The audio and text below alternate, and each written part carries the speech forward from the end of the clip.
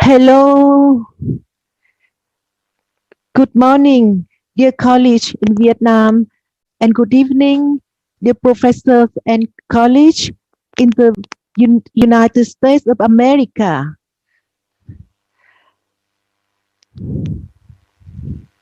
Welcome to the training course of cardiac point of care ultrasound in daily practice and echo image optimization, organized by American Society of Echocardiography and Vietnam National Heart Institute. May I introduce Professor James Kirkpatrick from the University of Washington Medical Center in Seattle, Washington, USA, to introduce the program.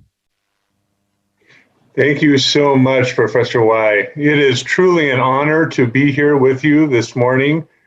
I just want to say on behalf of the American Society of Echocardiography, welcome to this amazing and I think very unique training village, the first that I know of that will address important issues in point-of-care cardiac ultrasound and image optimization in echocardiography, joining our two countries and our two societies in this wonderful Congress. It is truly an honor to be able to participate, and we have a very good program for you this morning.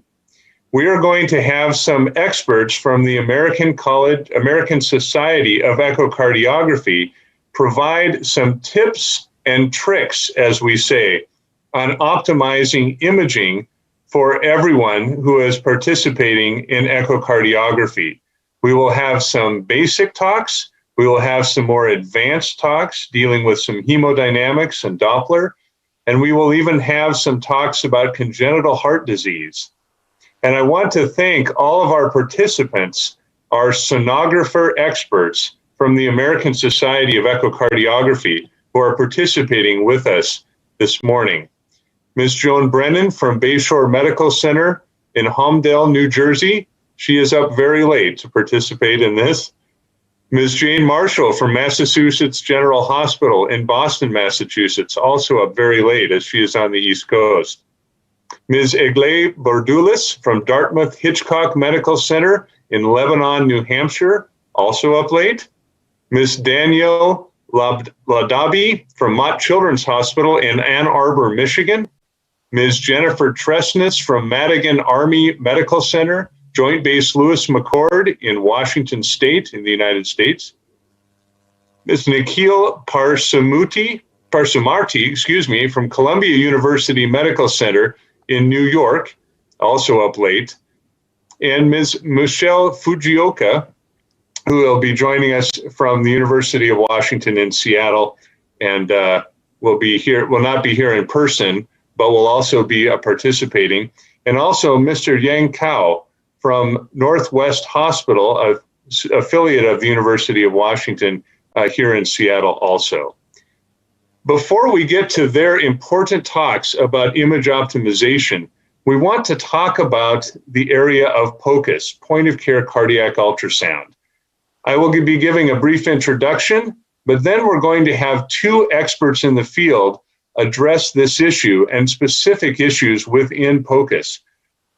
Dr. Amy Morris is at the University of Washington in Seattle, and she is a pulmonary and critical care expert who also uses point-of-care ultrasound in her daily practice, and she teaches others how to do that from the pulmonary and critical care perspective. Importantly, she will be addressing the issue of lung ultrasound scanning, which is something that we in cardiology are not as familiar with as we should be. And then we will also have my colleague, Dr. Gary Huang from Harborview Medical Center in Seattle, and he will present the imaging protocol for patients with COVID, which was developed and published in the American Society of Echo Journal, the Journal of the American Society of Echocardiography, an important topic for all of us.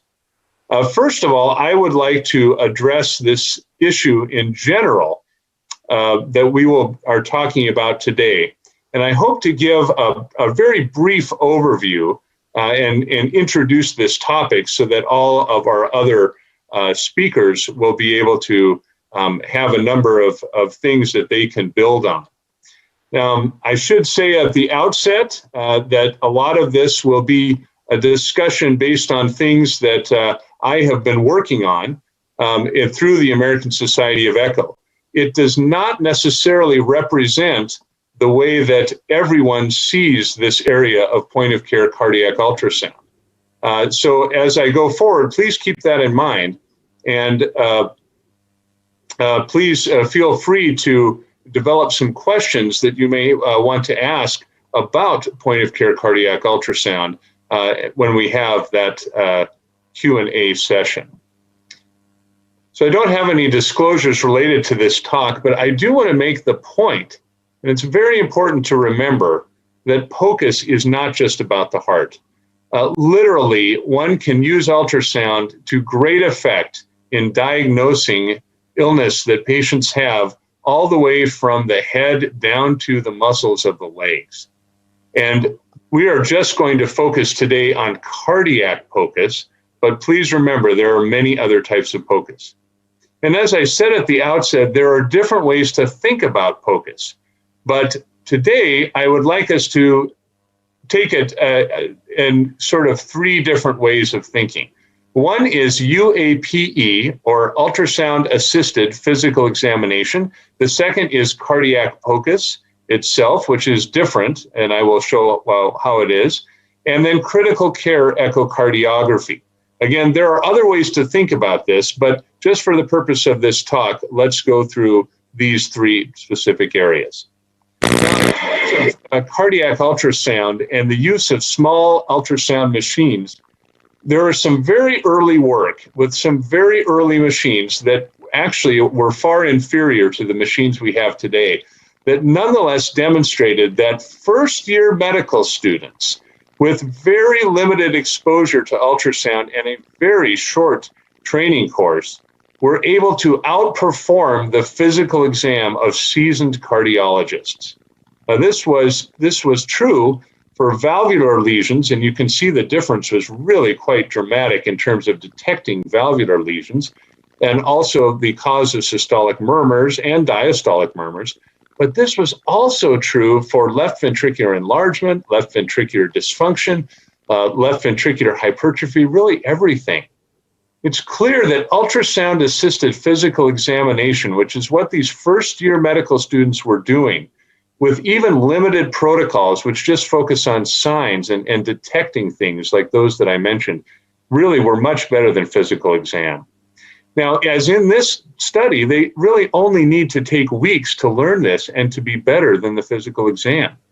In many cases, when this is performed, images are not necessarily recorded, except, of course, for quality assurance purposes, to make sure that when people are using these devices and are finding things, that they actually are finding real diagnoses.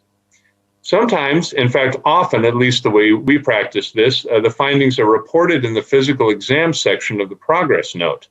And some examples of this include pre-participation sports physicals, looking for things like hypertrophic cardiomyopathy, and of course, frequent assessments of the inferior vena cava in the hospital to determine filling status of patients.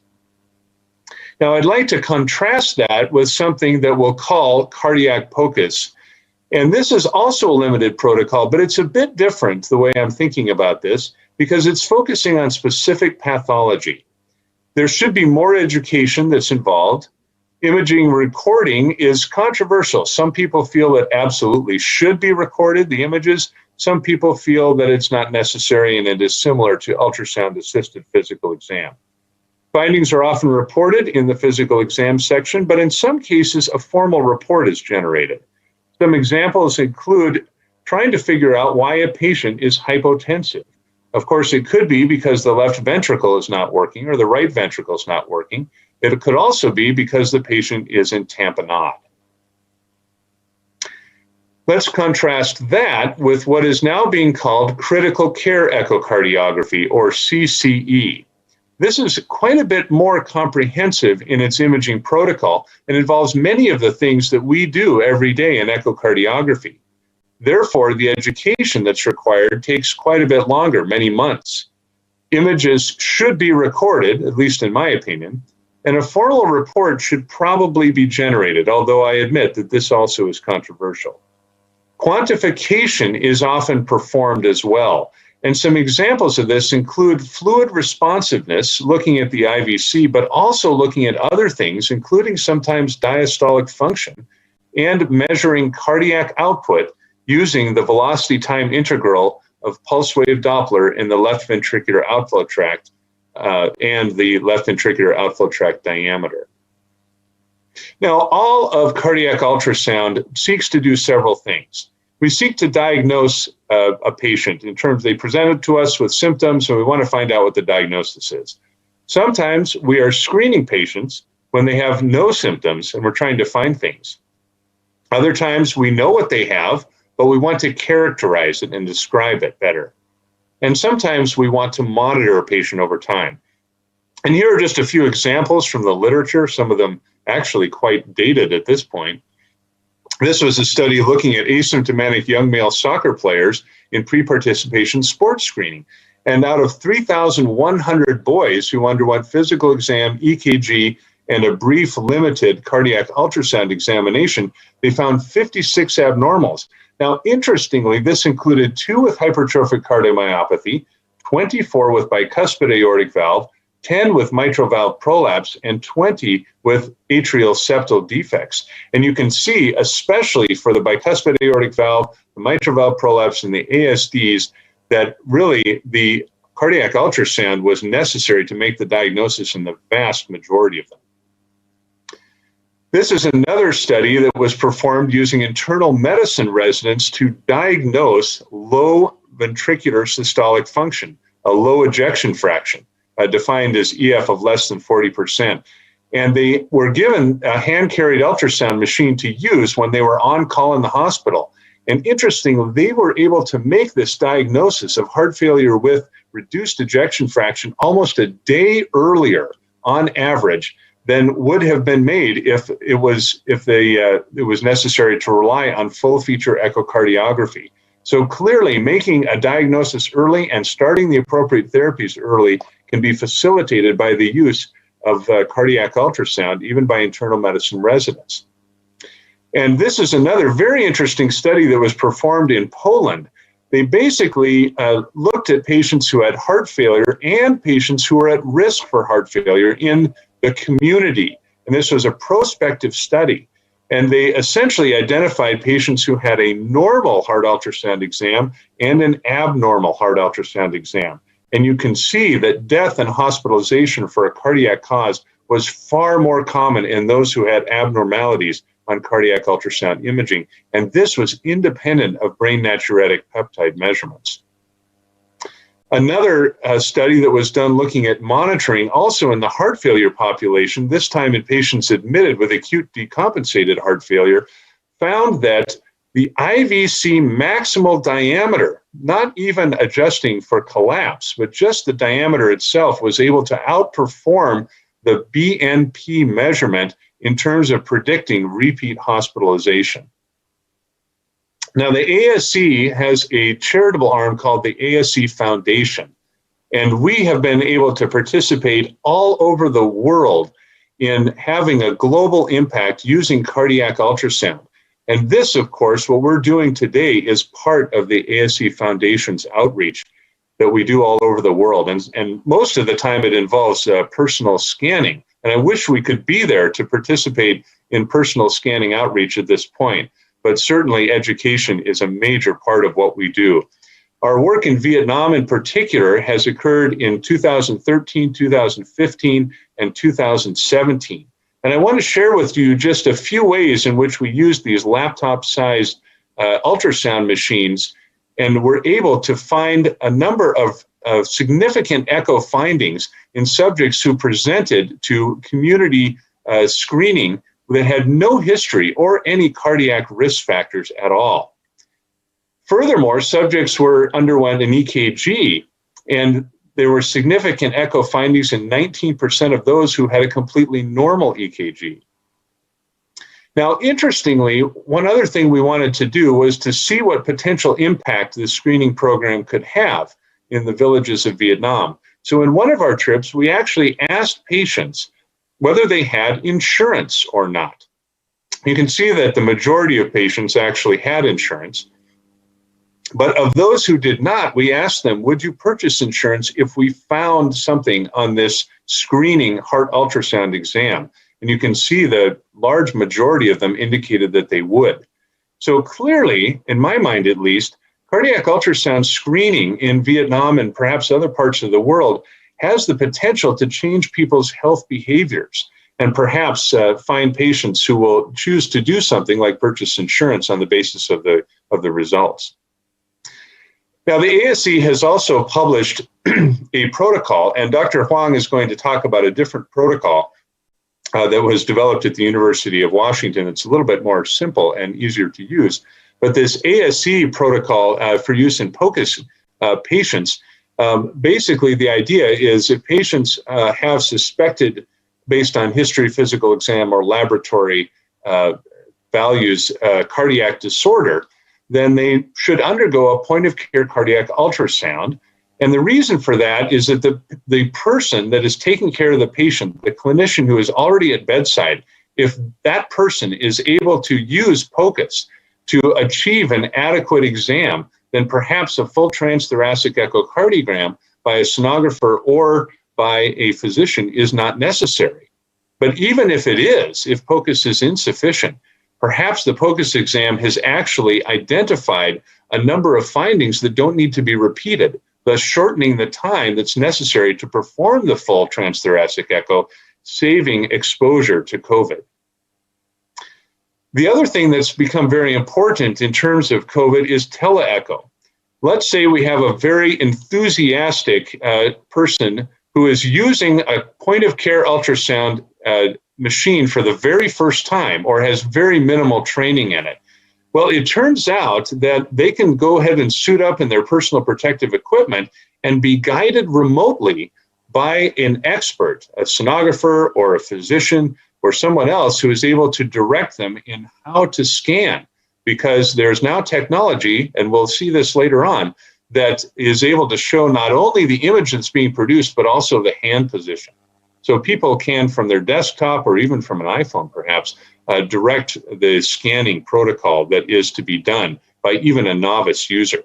But that's not all. There are now built-in automated programs in some of these small portable ultrasound devices that use artificial intelligence to tell a practitioner how to scan. It actually detects and compares the image that's being produced to the ideal and can give some directions on how to rotate or change the position of the transducer to achieve an adequate image. And over on the left-hand side of the screen, you can see that there's a monitor showing the practitioner whether or not they've reached a green or adequate image that can be interpreted and used.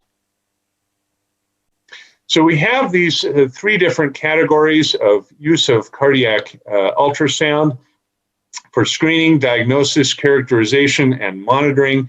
And of course, they are becoming more and more important in the COVID era.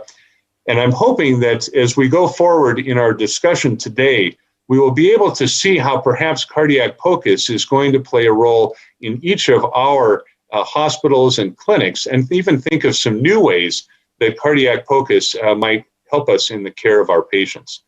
So I want to thank everybody very much for the opportunity to provide this talk.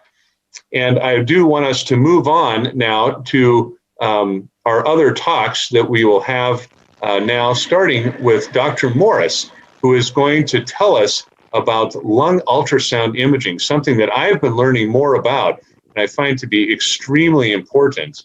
And I think it's going to help all of us going forward. Thank you. Lecture.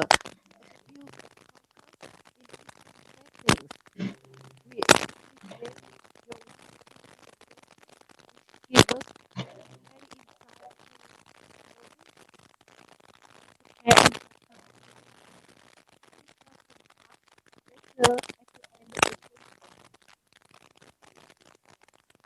I would like to introduce Dr. Amy Morris, who will speak about lung ultrasound.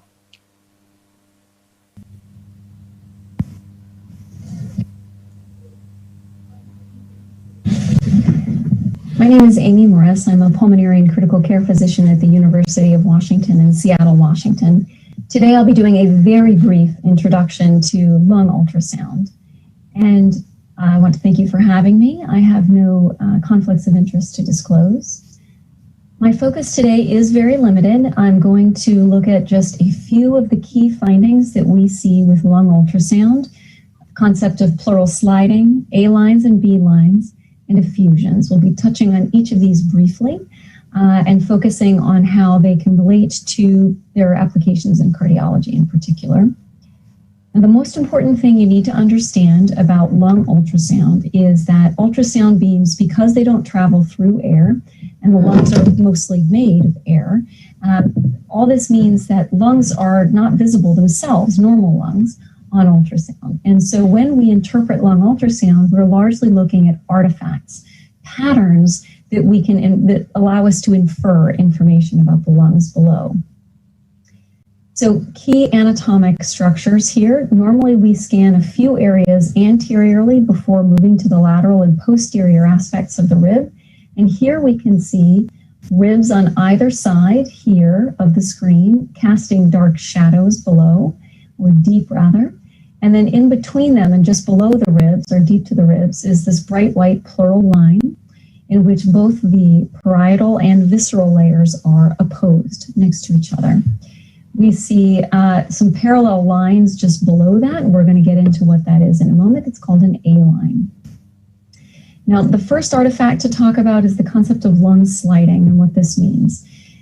If you look at this pleural line, this bright white line between the two ribs here and here, you can see that it's moving, it's shimmering, gliding, sliding, or the various words you'll hear.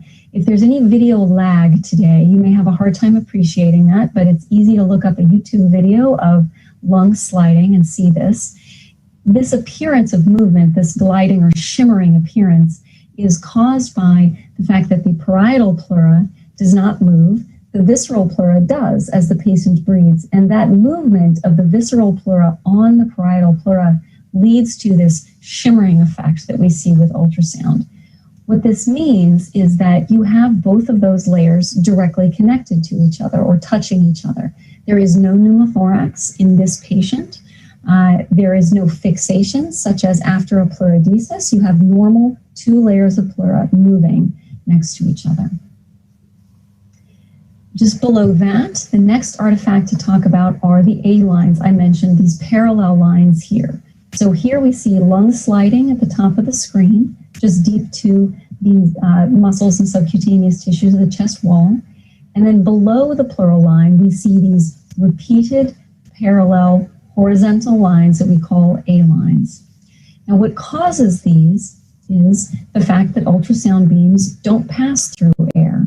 This is a reverberation artifact. I'm going to talk about how it comes about. So here we have an ultrasound probe applied on the patient's skin on the chest wall, and this is a normal chest, normal pair of lungs, and we have ultrasound beams leave the ultrasound transducer, travel through the subcutaneous tissue here, hit the pleural line, return to the transducer, because this is a highly echogenic structure with nothing deep to it that the ultrasound beams can penetrate. So all of that signal essentially bounces off of the pleural line to return to the transducer, leaving this very bright, hyperechoic, bright white structure.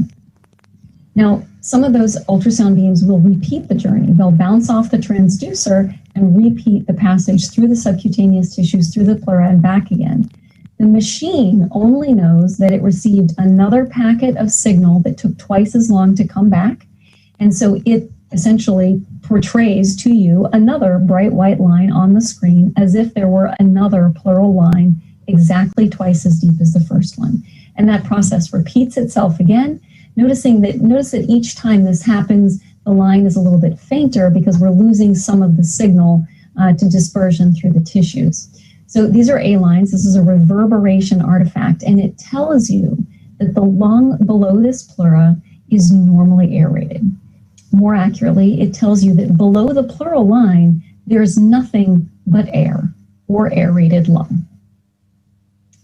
Now, on the other hand, if you have a lung that has pulmonary edema, such as this patient here, the first packet of ultrasound material, or ultrasound beams, if you will, they do the same thing we've been seeing. They go through the subcutaneous tissue, hit the pleura, return to the transducer. The machine gives you a bright white pleural line. But now these lungs are not just air. They have fluid in the alveoli. They have thickened alveolar septi.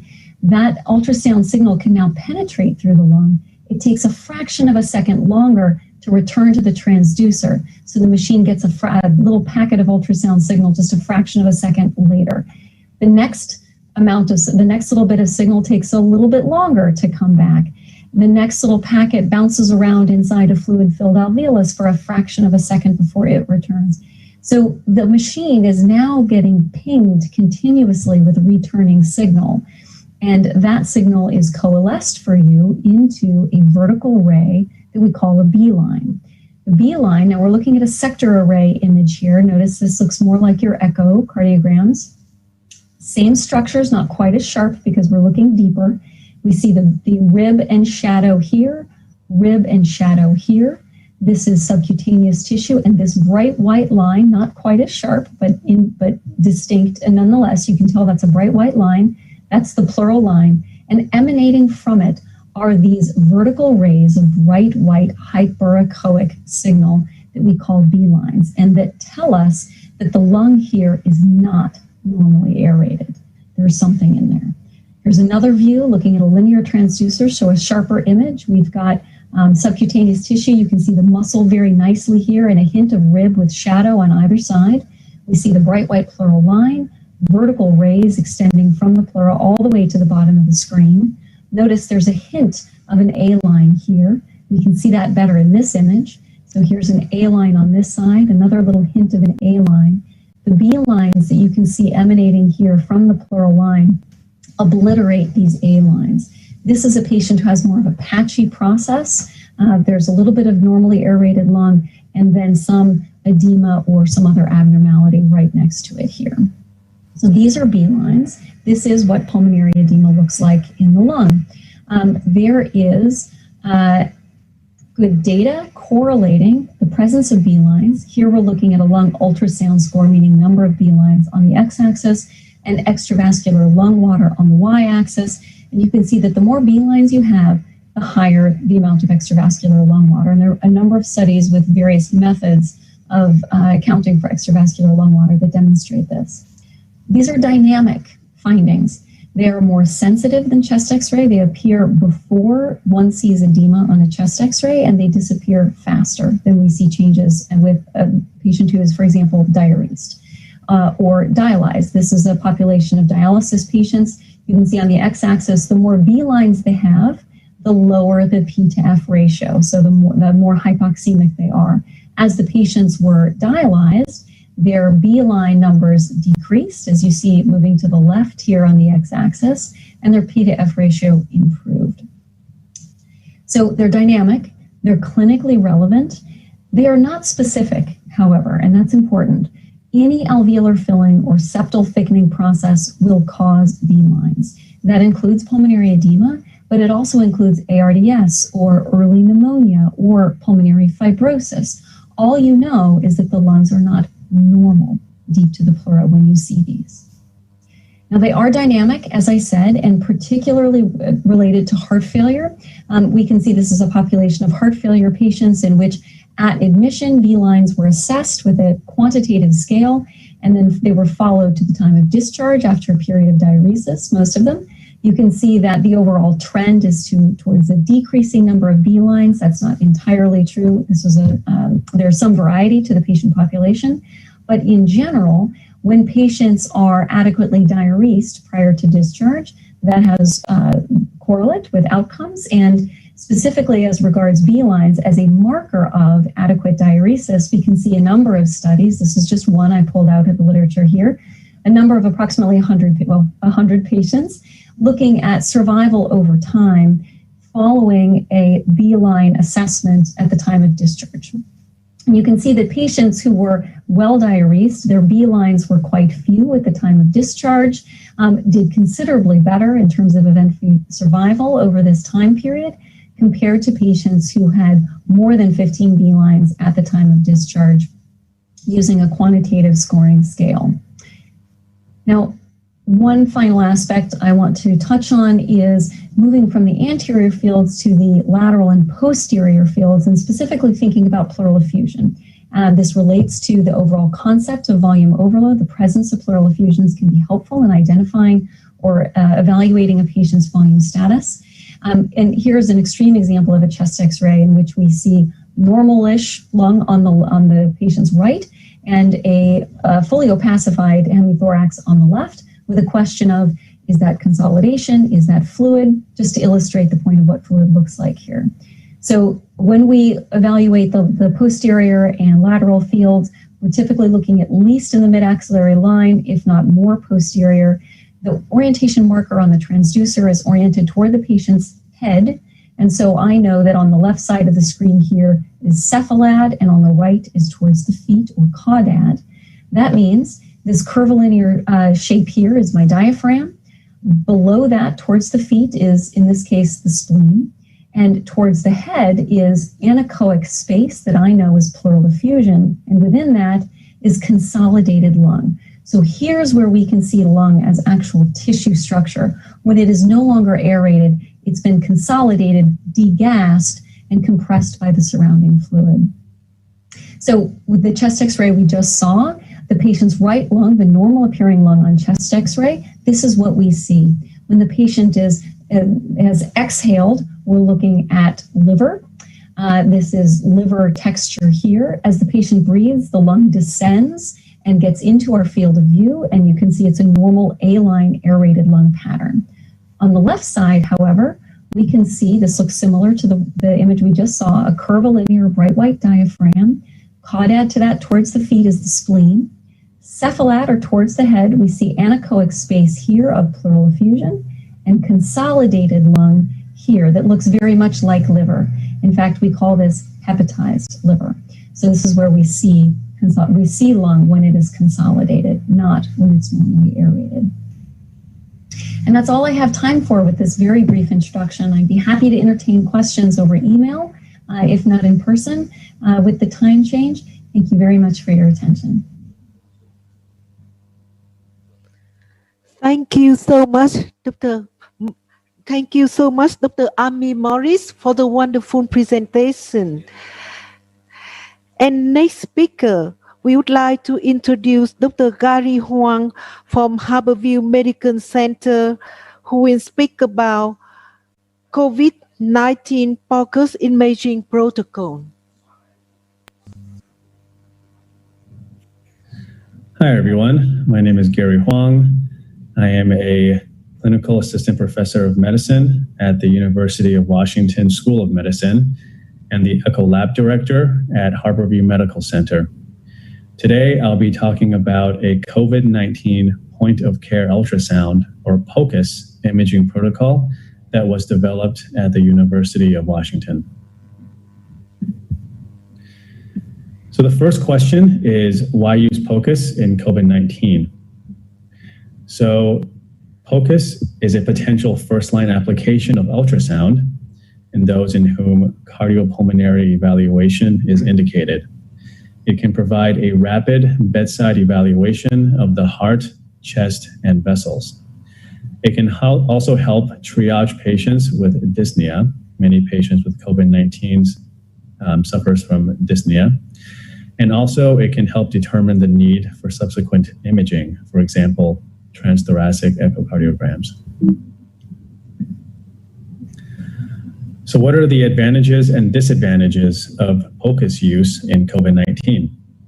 The advantages are, because there's usually only one operator, the provider, you have a reduction of COVID-19 exposure to other personnel, for example, sonographers and nurses, and locations as well.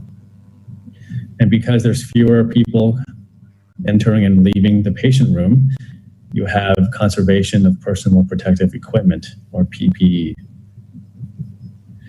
Some disadvantages include due to the nature of the design of POCUS machines compared to full echo machines, you have poorer imaging resolution with POCUS. You may have missed findings as well due to operator inexperience, because the training for POCUS is not quite as robust as for echocardiography. We do recommend patients who obtain POCUS archive or save every image if possible, in order to have a basis of comparison and a reference, but archiving issues can occur. Also, it's more difficult to convert a POCUS exam to a full transthoracic examination compared with if you just use a full echo machine and you obtain a limited echo exam, you can convert that to a full echo exam more easily. But in light of the advantages of POCUS, we decided to develop a COVID-19 POCUS protocol at the University of Washington. And it was developed for patients with suspected or confirmed COVID-19 infection. Development of our POCUS protocol began in January of 2020 when COVID-19 was first seen in the United States. And Washington State was the first state in which COVID-19 was affected in the United States. Development of the protocol was a multidisciplinary team approach. We got input from cardiology, critical care, hospitalist medicine, and anesthesiology. And the consensus was made on 6 lung views, 4 cardiac views, and 1 vascular view. And the reason to restrict it to 11 views was to provide only essential information and to not place undue burden on providers. So the first organ I'll talk about are the lungs. So the lung POCUS for our protocol is to trend severity of COVID-19 pneumonia. It also acts as an adjunct to oximetry and physical examination, for example, listening to the lungs with a stethoscope. The images you see here were obtained from the American Society of Echocardiography Learning Hub, or ASE learninghub.org. It's a great resource if you want to develop your POCUS skills, so I highly encourage it. Next organ is the heart. So cardiac POCUS is used for the identification of cardiovascular disease, also for early detection of worsening cardiac function, serial monitoring of the heart, and to assess cardiac abnormalities associated with COVID-19. Up to 25%, or 1 out of 4 COVID patients, have cardiac abnormalities. They include pericardial effusion and or myocarditis, pulmonary embolism, and left ventricular systolic dysfunction. Lastly, we have vascular POCUS, in which we're assessing the inferior vena cava. This is especially important in critically ill patients or patients with shock to assess their hemodynamic status. Next, I'll talk about the University of Washington COVID-19 POCUS protocol in more detail. So for the lungs, we recommend saving one video clip at each of the 6 locations: right upper lobe, right middle lobe, right lower lobe, left upper lobe, lingula, and left lower lobe. And this picture to the right is an example of how to obtain the lower lobe views. The POCUS probe should be placed at the 7th or 8th intercostal space at the mid or post-axillary line, where the yellow arrow is pointing. And we want to identify several patterns or artifacts that is useful to assess the pathology. So we have A lines, B lines, consolidation, and effusion.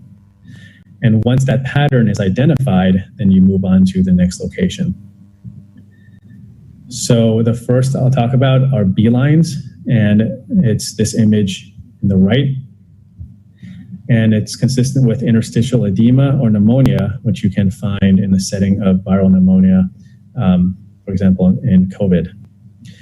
And A lines you see here are normal pleural sliding, so that's a normal finding.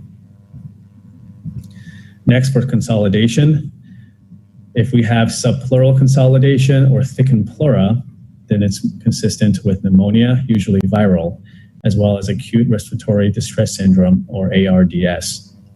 Whereas lobar consolidation with air bronchograms are more consistent with bacterial pneumonia, and it can also indicate ARDS as well. For pleural effusion, if you have a large pleural effusion, then it's more consistent with congestive heart failure, whereas if you have smaller pleural effusions, it can indicate pneumonia, for example, pneumonia from COVID. Next, regarding the heart. So we do recommend saving at least one 3-second clip of each view so that we can have multiple beats to look at. So the first view is the parasternal long axis view, followed by the parasternal short axis view at the mid-papillary muscle, followed by the apical four-chamber view, and then the subxiphoid or the subcostal view. We do recommend starting at the subxiphoid or the subcostal view if the views are difficult to obtain, because this is usually the fastest and easiest view to acquire. There are a variety of structures that we want to focus on because of COVID's effects on these structures. The first is the left ventricle.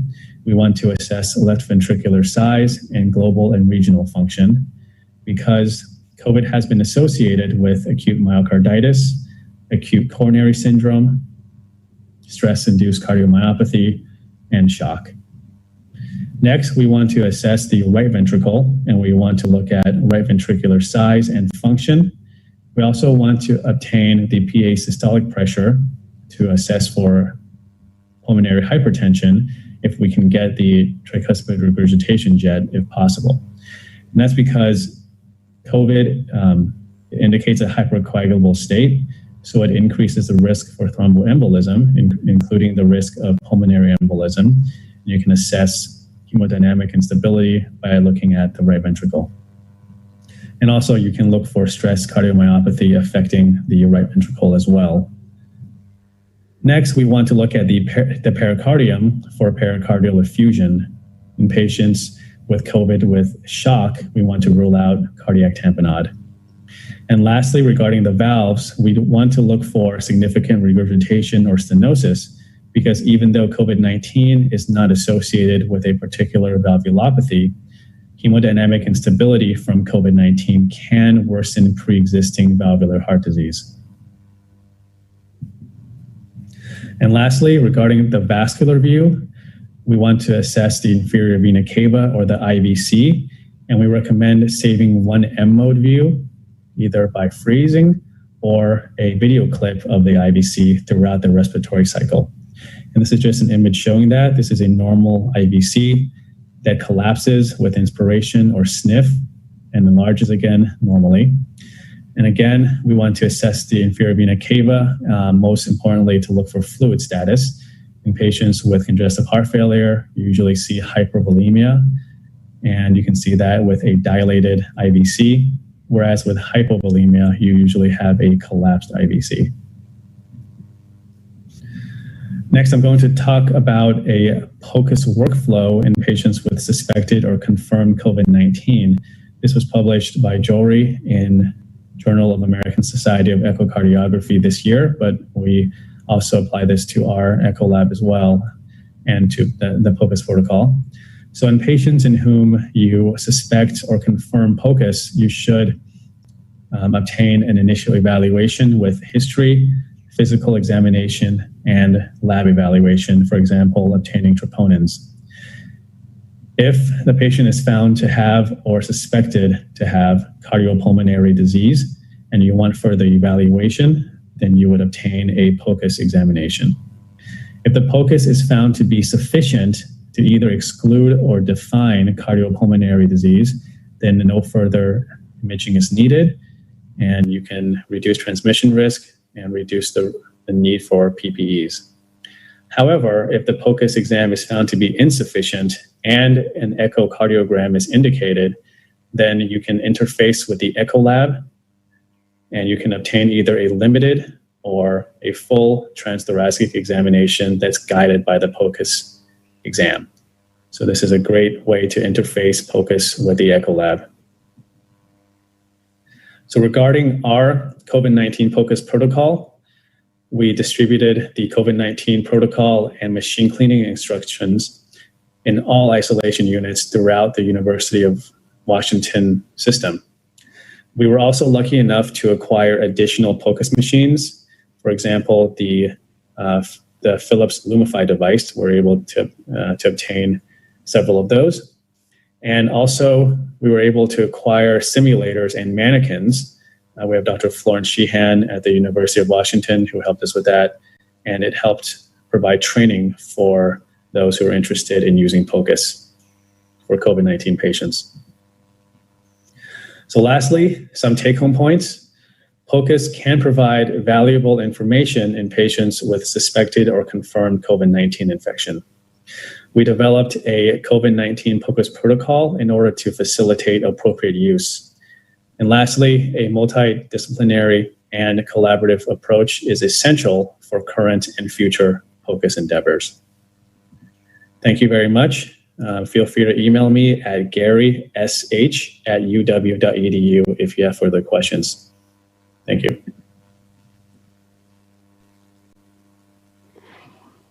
Thank you so much to Dr. Huang for that excellent talk. And Gaily, I want to also thank and recognize Dr. Amy Morris for her great contributions to that imaging protocol. And we would like to call her back now to discuss a specific case that can illustrate the importance of POCUS, particularly in lung ultrasound imaging.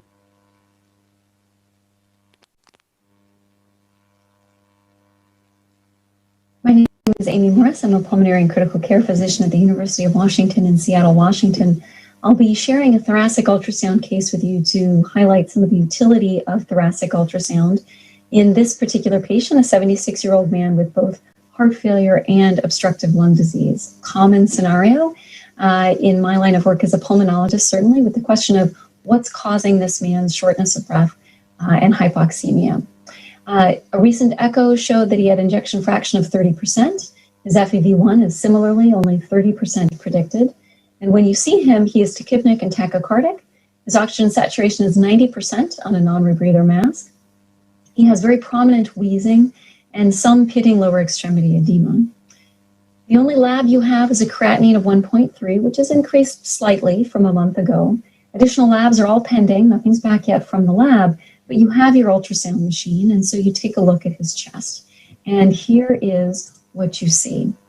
I'm going to give you a moment to look at that video, and then I'm going to ask you the question of what's the most appropriate therapy for the diagnosis that's suggested by the video we see here.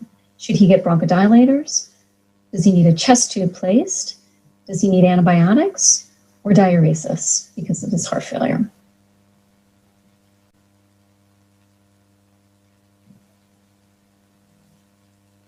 I'll pause there. I'll say that I think the answer is bronchodilators in this case, and that's because this is a normal thoracic ultrasound demonstrating normally aerated lungs without any evidence of pulmonary edema.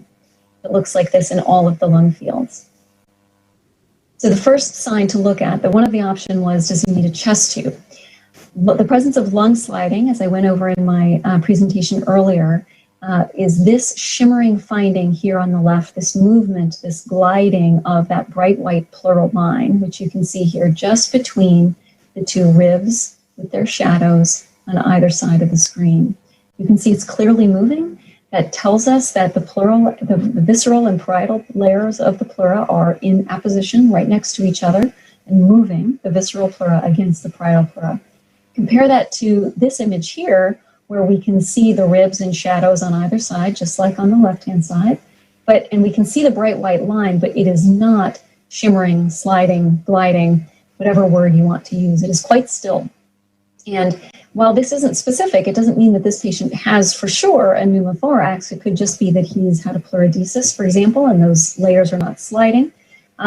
But we do know that the patient who does have lung sliding does not need a chest X, or does not need a chest tube, does not have a pneumothorax.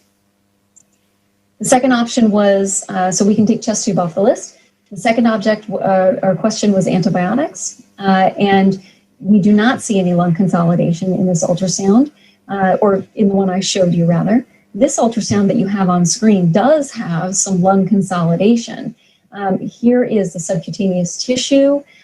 We can get a sense that there may be a rib with some shadow here on the side. This is a phased array transducer looking deeper into the chest. The image is not as sharp, but you can get the sense here that there is anechoic space, fluid-filled space, that's pleural effusion, and deep to that is this triangular-shaped, really solid-looking tissue structure. And as we discussed earlier, we know that we don't see lungs if they're normally aerated. We only see them if they're consolidated, degassed.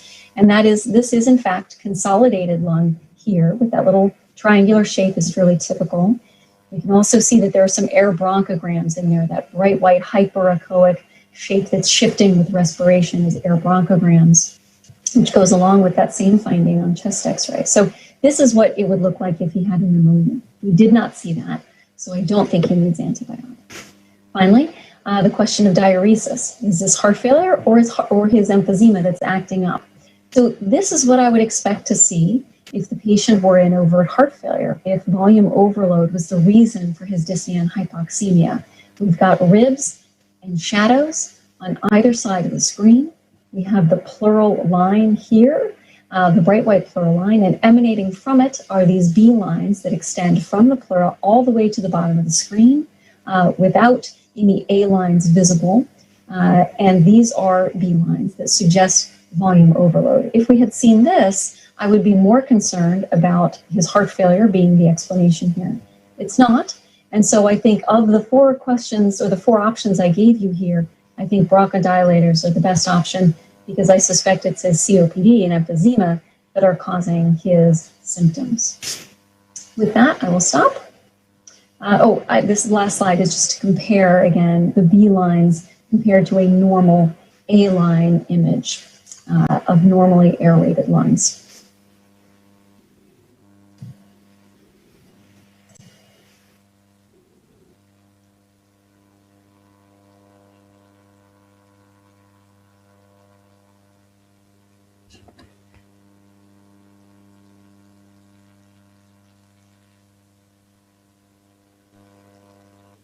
Thank you so much to Dr. Morris for an excellent case example that really illustrates the practical use of thoracic and lung imaging by ultrasound. We really appreciate her providing that case example for us.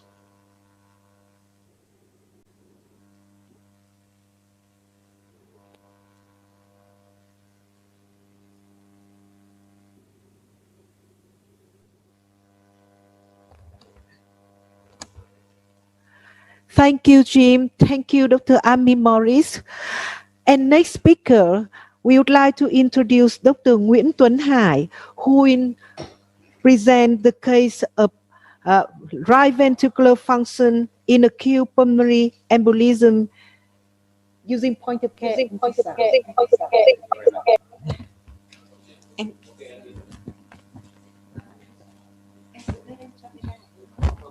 Chúng tôi xin giới thiệu một trường hợp lâm sàng, một bệnh nhân nam 27 tuổi vào viện vì thuyên tắc huyết khối tĩnh mạch và trên MSCT động mạch phổi phát hiện có huyết khối nhánh hạ phân thùy 2, 3, 4 và nhánh thùy dưới phổi trái.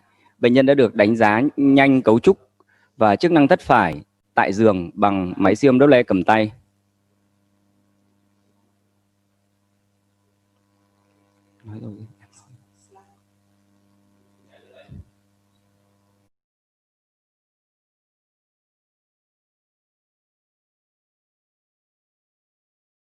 Đánh mặt cắt trước là đây là mặt cắt trục dọc cạnh ức.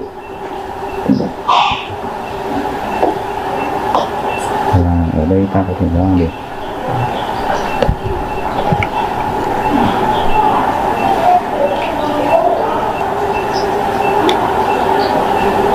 có thể đánh giá được đường kính đường ra thất phải đoạn gần và đoạn xa.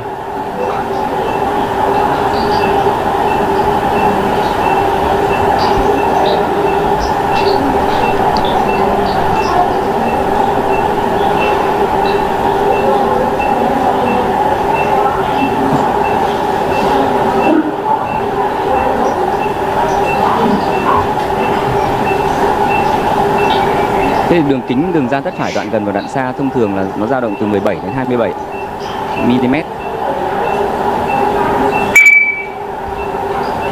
Thân là nhánh động mạch phổi, xem là có thấy khối ở trong thân là nhánh động mạch phổi đoạn gần hay không.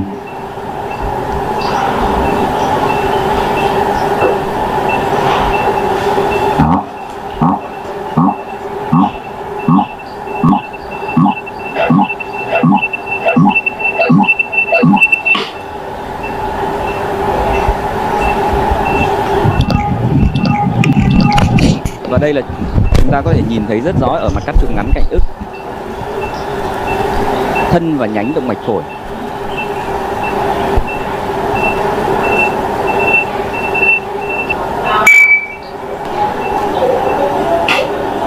Phối hợp với Doppler màu chúng ta có thể xem được là tại thân và nhánh phổi dòng chảy bình thường hay không. Dòng chảy thì vẫn vào tốt, tại thân là hai đoán phổi ở nhánh gần động mạch phổi. Ở đây chúng ta nhìn thấy bằng siêu Doppler cầm tay, chúng ta có thể thấy tương quan giữa thất trái và thất phải. Cắt trục ngắn cạnh thất phải ôm lấy chúng ta thất trái. hướng về mỏm, chúng ta thấy là hình ảnh thất phải, hình vòng cung ôm lấy thất trái.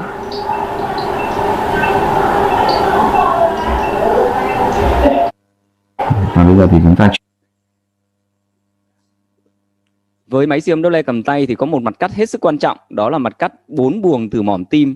Và riêng với thất phải thì mặt cắt này hướng về phía thất phải để chúng ta có thể nhìn thấy toàn bộ thất phải. Chúng ta có thể đánh giá được hình thái, cấu trúc và chức năng thất phải nhanh bằng một số các thông số trên siêu âm Doppler cầm tay. Trên mặt cắt 4 buồng hướng về thất phải, một cái mặt cắt chuẩn thì chúng ta phải nhìn được toàn bộ thành tự do của thất phải cũng như là mỏm thất phải.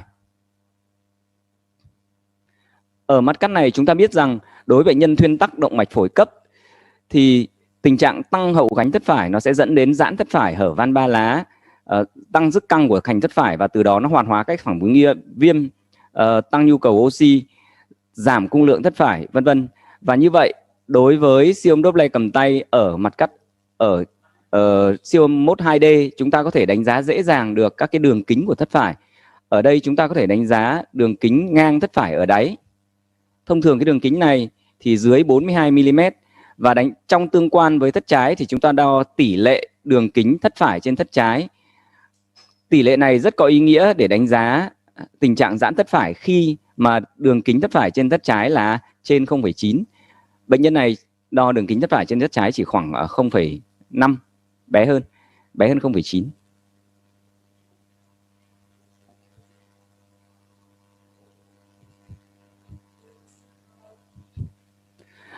Ở trên mặt cắt này chúng ta sẽ đánh giá được một dấu hiệu hết sức là thú vị, đó là hình ảnh McConnell Cornell.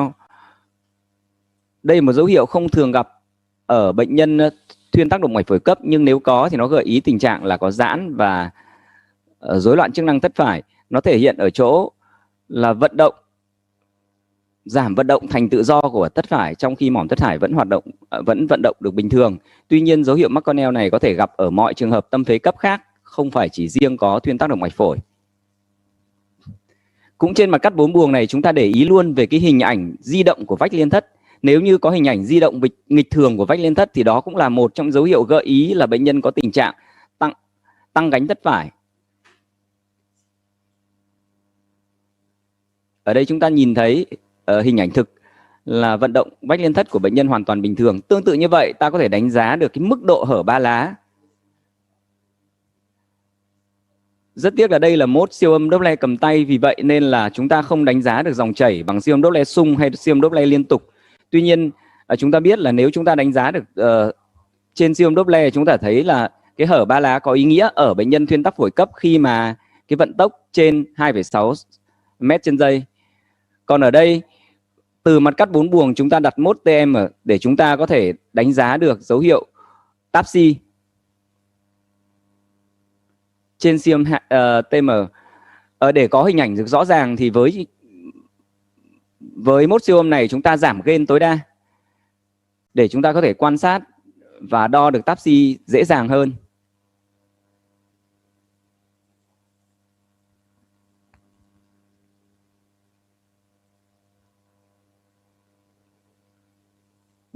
Đối với dấu hiệu TAPSI, bệnh nhân được đánh giá là có suy chức năng thất phải khi mà TAPSI dưới 16 mm. Bệnh nhân của chúng ta là 15,8 mm.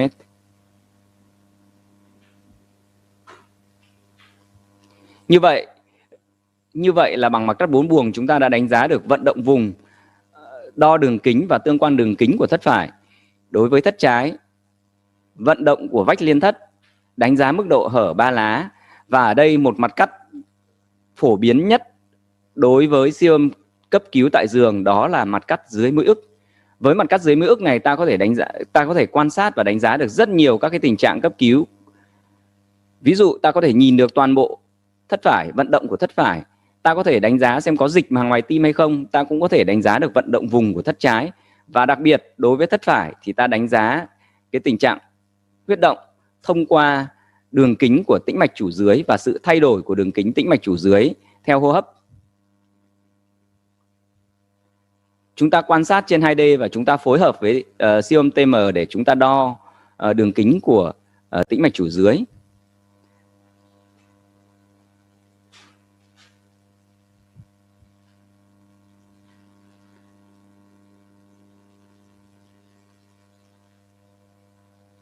Chúng ta sẽ đặt con trỏ cách cái vị trí đổ vào nhĩ phải khoảng 3 đến 5 mm để đảm bảo vuông góc. Và sau đó thì chúng ta đo trên siêu âm TM. Nếu như đường kính tĩnh mạch chủ dưới 21 mm và dao động theo hô hấp là trên 50% thì áp lực nhĩ phải trung bình là chỉ khoảng 3 mm, tức là dao động từ 0 đến 5 mm thủy ngân. Còn trong trường hợp mà tĩnh mạch chủ dưới giãn trên 21 mm phối hợp với đường kính tĩnh mạch chủ dưới thay đổi dưới 50% thì áp lực nhĩ phải trong trường hợp này được tính là từ 10 đến 20 mm thủy ngân, tức là trung bình là khoảng 15 mm thủy ngân.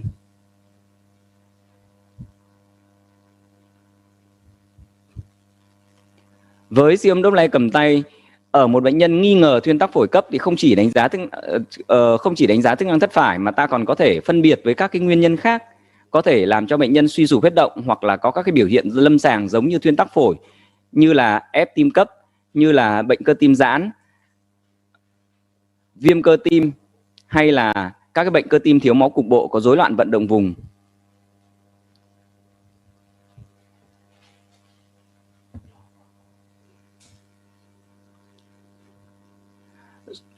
Giãn và suy thất phải là một trong dấu hiệu tiên lượng quan trọng ở bệnh nhân thuyên tắc động mạch phổi cấp. Nếu như bệnh nhân thuyên tắc động mạch phổi cấp mà có giãn thất phải, suy chức năng thất phải thì bệnh nhân được xếp vào nhóm nguy cơ trung bình cao, nguy cơ trung bình. Và nếu như là bệnh nhân lại có cả phối hợp với các cái sự thay đổi của marker sinh học thì bệnh nhân sẽ được đánh giá ở nhóm là trung bình cao. Đây là hình ảnh review lại toàn bộ cái quá trình mà chúng ta siêu âm nhanh đánh giá kích thước và chức năng thất phải ở bệnh nhân thuyên tắc phổi. Một số hình ảnh chúng ta có thể bổ sung. Đây là hình ảnh của van ba lá và lúc trước là hình ảnh của TM cắt qua thất trái để chúng ta đánh giá nhanh về chức năng thất trái cũng như là vận động của vách liên thất. And make sure that the area length is perpendicular to the annulus. Với mặt cắt này thì chúng ta có thể được quan sát được rõ hơn hình ảnh của van ba lá cũng như là đánh giá được cái tình trạng của hở van ba lá. Với mặt cắt này thì chúng ta đánh giá vận động vùng của thất trái, vận động của vách liên thất và đo đường kính của đường ra thất phải đoạn gần.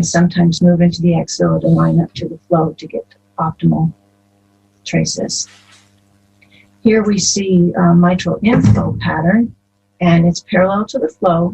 You use low gain, low wall filter, and at least 100 mm sweep speed so that you can accurately. Đây là đường kính đường ra thất phải đoạn xa và thân và nhánh động mạch phổi. Sẽ là một trong những dấu hiệu quan trọng nếu như chúng ta, mặc dù là không thường gặp, đó là chúng ta quan sát thấy huyết khối ở trong buồng tim phải, quan sát thấy huyết khối ở trong thân và nhánh động mạch phổi. Easily measure the A duration. And next we move on to the pulmonary vein flow in the right upper pulmonary vein. Here you see each of the components measured. The A velocity should be no more than 0.35 meters per second.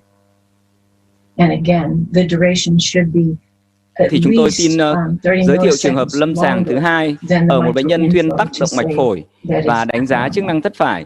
Sử dụng hệ thống siêu âm Doppler cầm tay từ xa và có kèm theo là có hướng dẫn từ xa gọi là teleecho.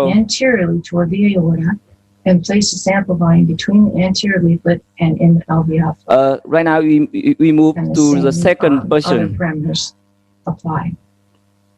And tissue Doppler at the mitral annulus, you need to make sure that you're parallel to the motion of the annulus and the interventricular septum, and you need to stay on the left ventricular side of the septum. And here you see. And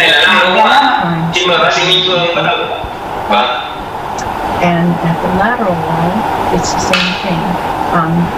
You need to be parallel to the motion of the posterior wall at the end.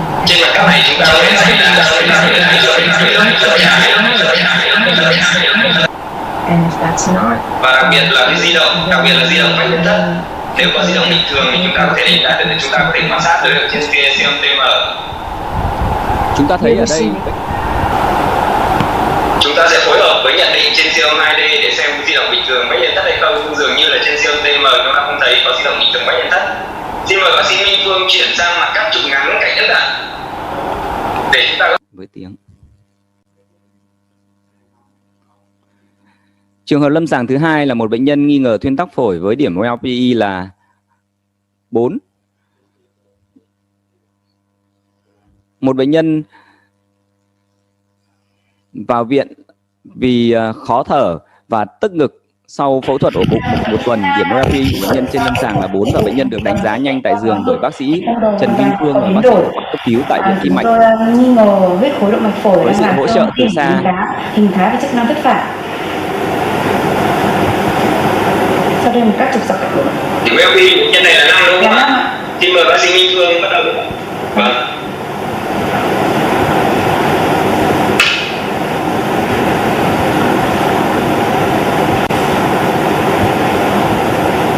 Trên mặt cắt này chúng ta có thể đánh giá, chúng ta có thể thấy được những kích thước đất trái. Và đặc biệt là cái di động, đặc biệt là di động vách nhân thất. Nếu có di động bình thường thì chúng ta có thể đánh giá được, chúng ta có thể quan sát được trên siêu âm TM. Tích to lên. Tích to lên. Chúng ta sẽ phối hợp với nhận định trên siêu âm 2D để xem di động bình thường vách nhân thất hay không. Dường như là trên siêu âm TM chúng ta không thấy có di động bình thường vách nhân thất. Xin mời bác sĩ Minh Phương chuyển sang mặt cắt trục ngắn cạnh đất ạ. Để chúng ta có thể quan sát được đường ra đất phải và hình ảnh của động mạch phổi ạ. Ở mặt cắt trục ngắn cạnh ức, cắt ngang qua hai đập của động mạch, chúng ta có thể quan sát được đường ra đất phải và hình ảnh của động mạch phổi. Nếu như bệnh nhân nghi ngờ thuyên tắc phổi mà chúng ta nhìn thấy cái hình ảnh nghi ngờ có huyết khối tại thân và nhánh lớn, hai cái nhánh lớn động mạch phổi, thì đây là một dấu hiệu trên siêu âm giúp chúng ta chẩn đoán là huyết khối động mạch phổi. Trên máy siêu âm cầm tay nhanh chúng ta có thể sử dụng thêm đốt đèn màu để chúng ta quan sát cái dòng chảy trên đốt đèn màu.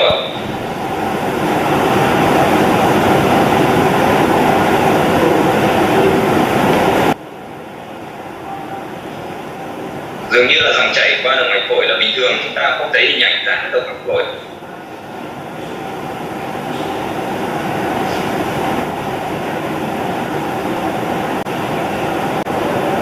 Mời bác sĩ Phương chuyển bỏ mốt màu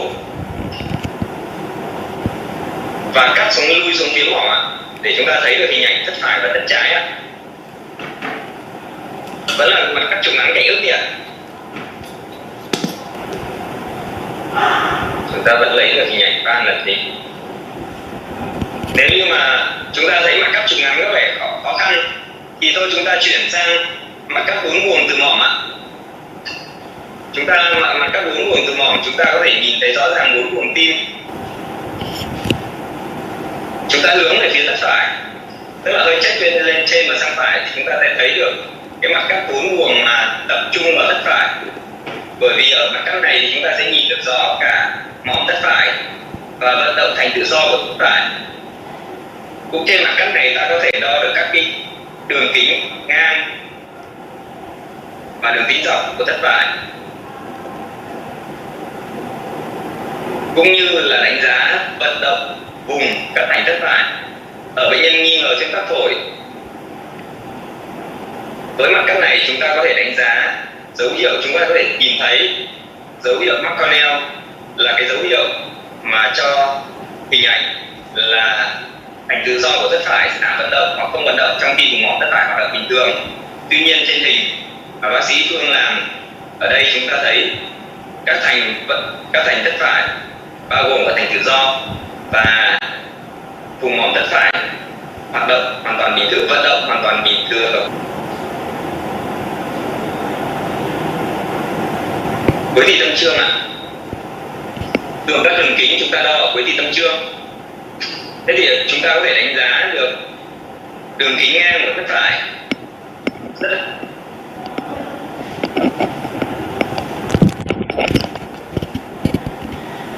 đẹp.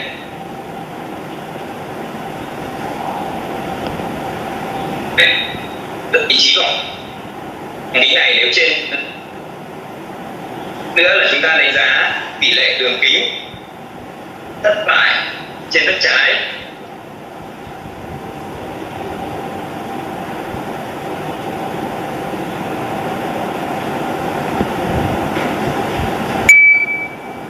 Bác sĩ Phương có thể đọc được các kích thước mà mình đo được không ạ? Kích thước là 35, 24 và 78 ạ. 35, 24, 78 như vậy dường như là ở vùng đáy của thất phải đúng không? Vâng. Cái đường kính ngang qua vòng băng ba lá là 35 mm. Điều quan trọng hơn là chúng ta đánh giá tỷ lệ giữa đường kính của thất phải chia cho đường kính của thất trái.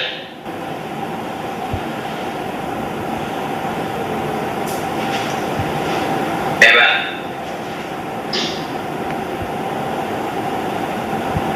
Ở trên hình ảnh của mặt cắt 4 buồng này, trước hết là chúng ta đo các đường kính của thất phải. Chúng ta đo được tỷ lệ đường kính thất phải chia cho đường kính thất trái với tâm trương, và tỷ lệ này trên 0,9 là chúng ta có tình trạng giãn thất phải. Ở đây ta thấy thất phải là 35 và thất trái là 51. Như vậy là tỷ lệ đường kính thất phải trên thất trái là dưới 0,9. Vâng. Chỉ số taxi ạ. Mời bác sĩ Phương đánh giá luôn taxi.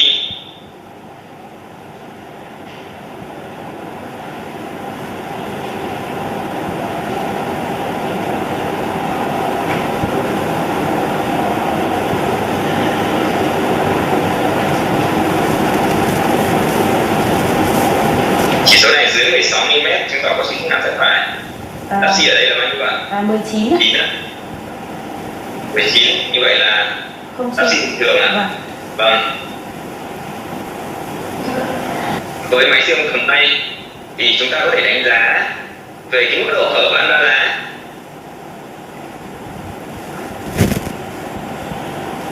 Cũng như trên hình ảnh mũi buồng, chúng ta cũng có thể quan sát được nếu có di động bình thường quanh lên thất, chúng ta có thể quan sát được hình ảnh di động bình thường quanh lên thất.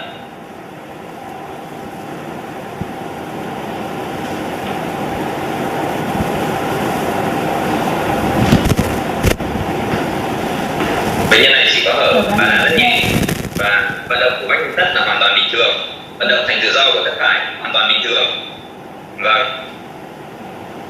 Không thấy huyết khối trong các vùng tim phải, chỉ số taxi bình thường, tỷ lệ đường kính thất phải trên thất trái bình thường. Còn một mặt cắt cuối cùng, đó là mặt cắt dưới mũi ức. Nằm ngửa, anh nằm ngửa. Trục ngắn và trục rộng. Co hai chân lên.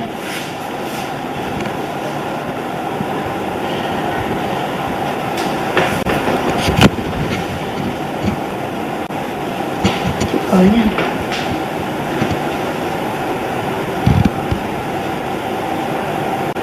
Chúng ta sẽ quan sát nhanh tĩnh mạch chủ dưới, đánh giá đường kính tĩnh mạch chủ dưới và sự thay đổi đường kính của tĩnh mạch chủ dưới theo hô hấp.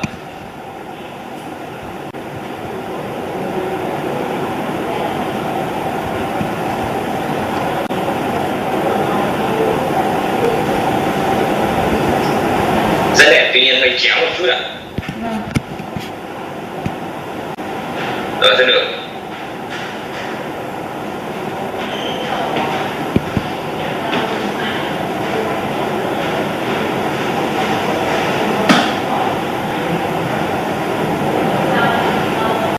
Hình ảnh để đưa ra. Feeling freeing.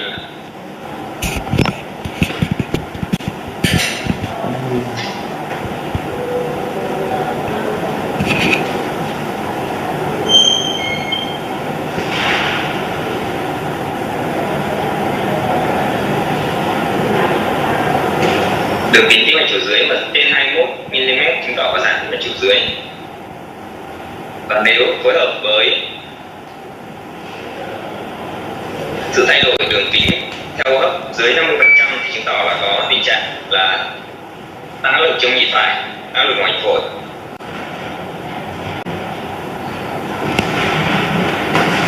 Nhân này trong giới hạn bình thường đúng không ạ? Đúng. Hít vào như vậy. Thở ra là 80. Vâng. Như vậy là sử dụng siêu âm đúc lê cầm tay với các nút cơ bản như là siêu âm 2D, DM, đốt lem màu. Đối với bệnh nhân nghi ngờ thuyên tắc ngoài phổi, chúng ta có thể đánh giá được một số các chỉ số nhanh dựa vào các mặt các cơ bản. Thứ nhất là đường kính thất phải, tỷ lệ đường kính thất phải trên thất trái, vận động vùng của thất phải, sự di động bình thường vách liên thất, đánh giá tình trạng đổ đầy thất thông qua kích thước của tĩnh mạch chủ dưới và sự thay đổi của đường kính tĩnh mạch chủ dưới theo hô hấp. Ngoài ra, chúng ta cũng có thể sử dụng siêu nốt lem màu này, siêu nốt lem cầm tay này để chúng ta chẩn đoán phân biệt với một số nguyên nhân khác có thể gây ra suy thất phải cấp mà không phải là thuyên tắc phổi.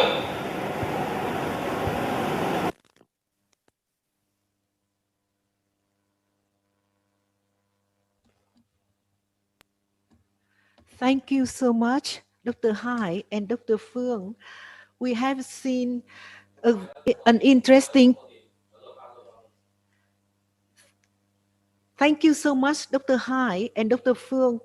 We have seen an interesting case of pulmonary embolism, and we appreciate the value of live integrated tele-ultrasound, which enable us real-time communication. In this live case, Dr. Phương is an emergency doctor, work at the emergency department, and Dr. Hai is echocardiologist, and Dr. Phương perform a quick echo exam for the patient who are suspected with pulmonary embolism, and Dr. Hai guide Dr. Phương echo through REACT platform. Thank you so much. And now we can appreciate that with the help of point-of-care ultrasound machine and with the help of handheld echo device, we can give diagnosis and give right treatment and right time at the bedside. And especially with the telehealth, teletechnology, we can collaborate with experts from the echo lab, and with the doctor at the emergency department can do with confidence. Can we go back to the conference?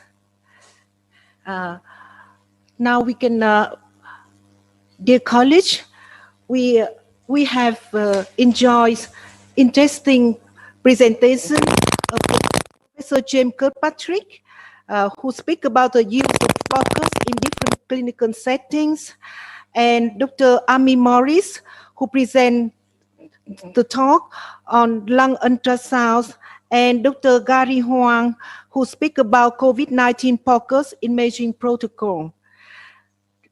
We would like to get questions from the participant, from the audience.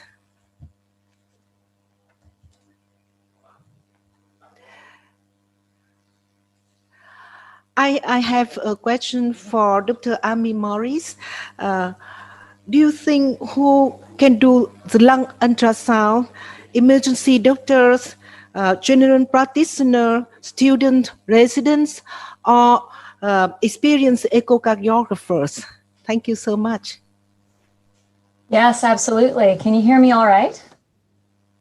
Yes, The answer is yes, all of the above. So there is, you saw some data about the utility of point-of-care ultrasound looking at the heart in the hands of medical students to augment the physical examination and compare physical exam results with experienced clinicians. There is similar data demonstrating that after very short training periods, identification of B lines and other common patterns in the lung is even faster in terms of learners acquiring that skill.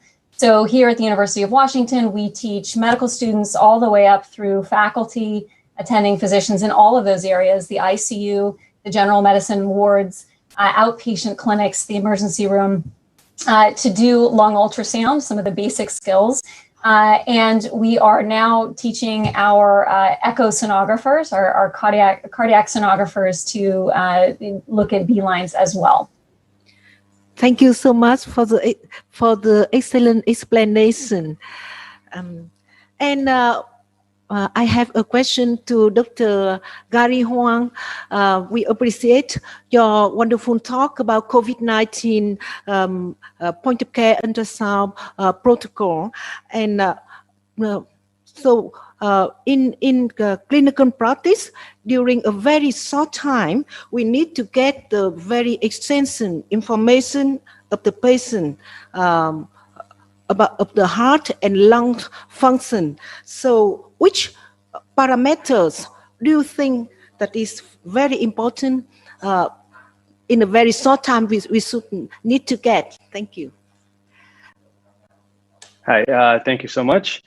And as far as the cardiac ultrasound portion, if you need to get image as quickly as possible, I do recommend going for the subxiphoid or the subcostal view, because that's usually the easiest view to get. And it's basically very similar to an apical 4-chamber view. You don't get the apex really, but you get a lot of information, not only the ventricles, the valves. You can also look at the IVC, the inferior vena cava, from that view as well. So if you're in a pinch for the heart, that's the view that I would look for. For our POCUS protocol for the lungs, we have 6 locations that we like to look at. But I'm not sure if Dr. Morris has another, faster kind of view to look at in particular. No, I think that's actually, I think those 6 locations really give you the best overview, and it's very fast. You can put the transducer down and within a matter of seconds determine whether it's an A line or B line pattern and move on to the next location. So somebody who's been doing this with very little practice can actually move through 6 locations and have a good sense of what they're seeing and the lung patterns in just a minute or 2. Thank you, Gary and Ami.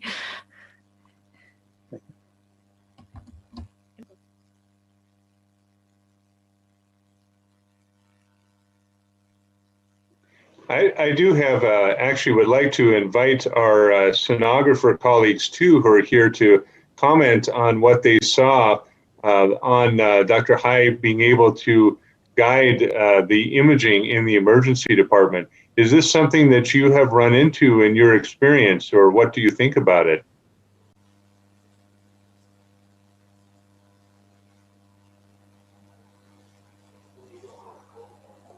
Oh, I see.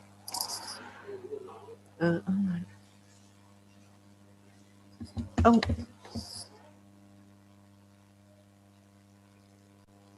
Jennifer, is this something that you've run into?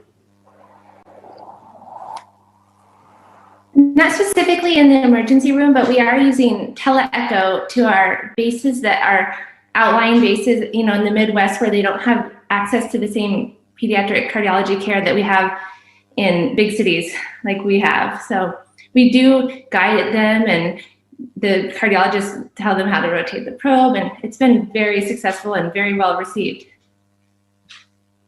Oh, that's excellent. Danielle, have you run into this at all? I have not done any teleecho before. That was very interesting. I've taught fellows just like standing behind them, so it's a similar concept, but never that far away. It was very interesting to watch. Very good. Nikhil, have you come up against this?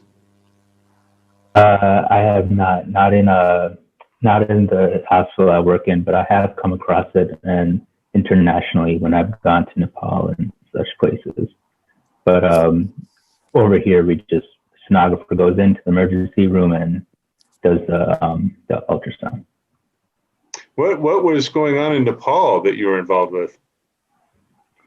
We went to a transplant hospital and we taught the nurses there actually how to do echocardiograms and train them to be sonographers, basically to alleviate the doctors over there. Oh, excellent. Jane, what are your thoughts on this? Well, we have not used it either, but I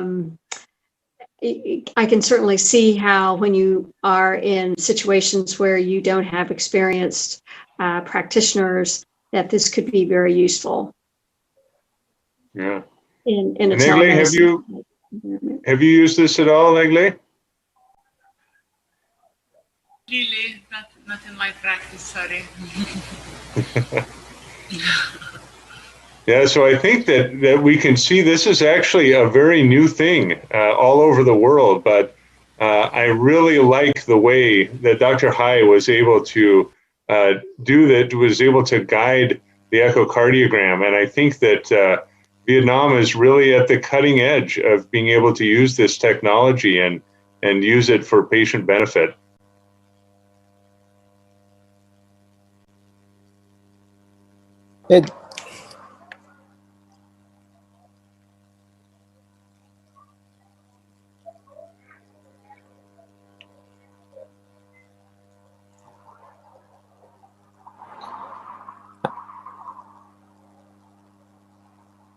Right.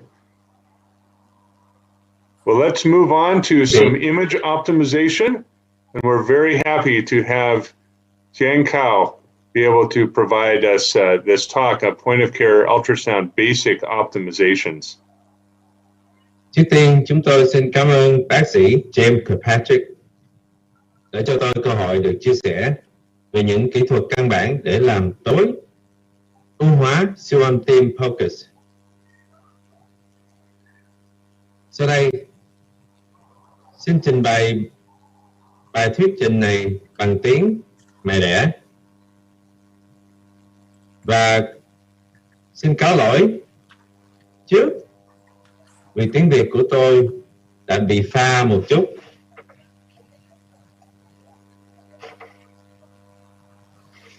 Xin thông cảm rằng chúng tôi không có lợi ích tài chính hoặc liên kết đến tài liệu thảo luận trong bài thuyết trình hôm nay. Mục tiêu học tập. Vào cuối bài hội thảo này, những người tham gia sẽ: thứ nhất,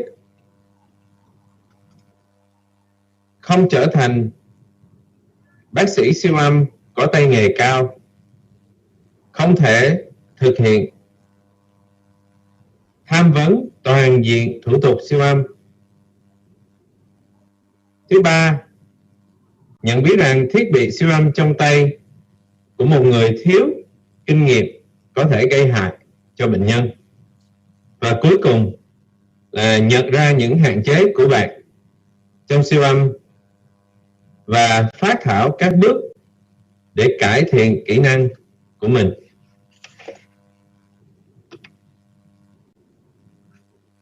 Xin được phép định nghĩa sơ qua về siêu âm tim focus. Siêu âm tim focus được định nghĩa là siêu âm xuyên lồng ngực, tập trung, hướng dẫn mục tiêu, được bác sĩ điều trị thực hiện cạnh giường bệnh nhân để trả lời các câu hỏi lâm sàng cụ thể.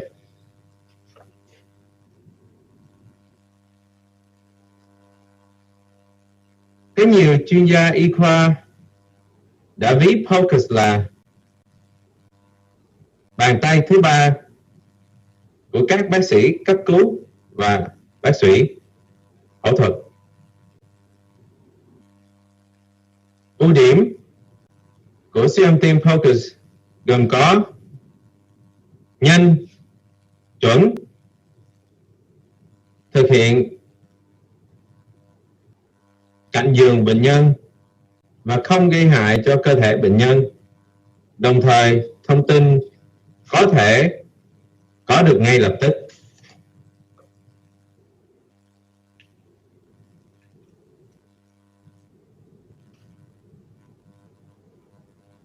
Những đầu dò của công nghệ siêu âm gồm có: hãy làm quen với cấu trúc của đầu dò. Thứ nhất là điểm dấu định hướng trên đầu dò. Thứ hai, đặt đầu dò vào lòng ngực của bệnh nhân và căn chỉnh theo cơ thể và tim của bệnh nhân. Thứ ba, có thể xoay đầu dò theo hoặc ngược chiều kim đồng hồ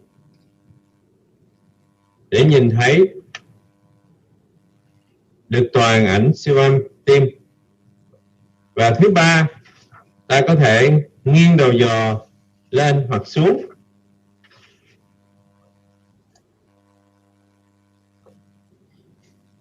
Siêu âm tim POCUS sẽ dùng những chức năng sau: B-mode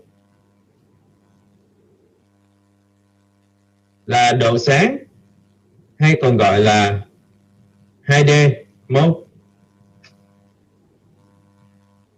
Mode thứ hai là M-mode, cũng có thể được biết là chuyển động cấu trúc tim theo thời gian. Và thứ ba là màu sắc, hay được gọi là Color Doppler mode.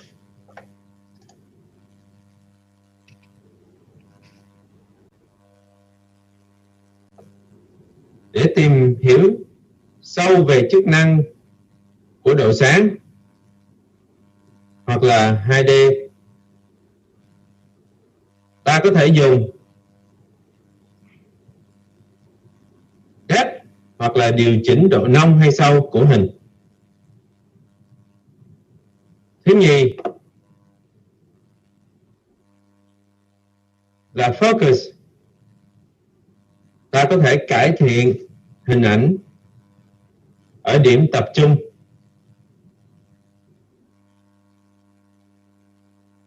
Thứ ba, ta có thể chuyển đổi tần số cao hay thấp.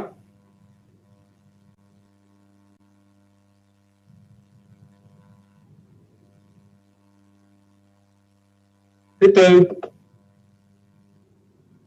chúng ta có thể dùng thuyết phóng để thay đổi về quy mô của hình ảnh siêu âm.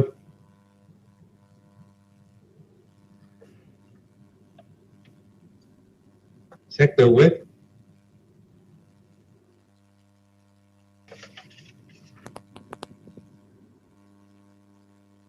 Thứ năm là điều chỉnh tổng thể độ sáng hoặc là overall gain, hoặc làm rõ tín hiệu vùng ngang của hình ảnh siêu âm.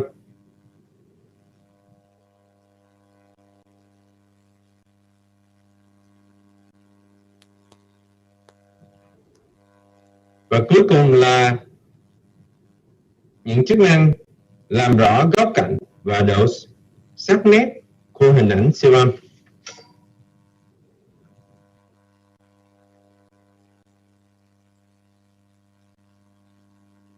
Tiếp theo là chức năng cải thiện hình ảnh siêu âm dùng màu sắc. Doppler. Độ sáng của màu sắc hoặc là color gain.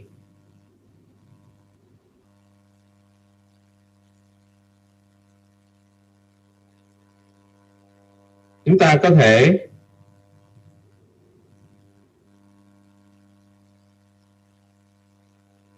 xem chiều rộng hoặc là chiều sâu của hộp màu Doppler.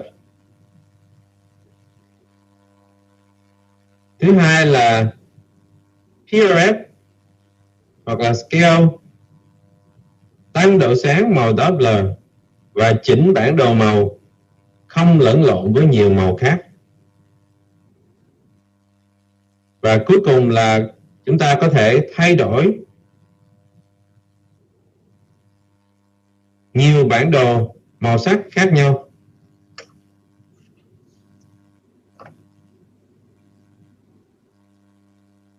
Chức năng cuối cùng là MMOV.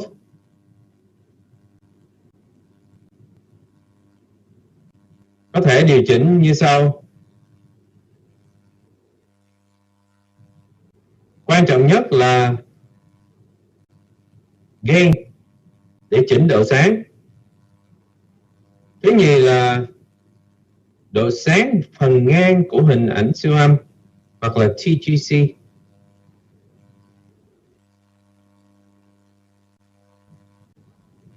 Và cuối cùng là chức năng chuyển đổi vận tốc của hình ảnh được trưng bày.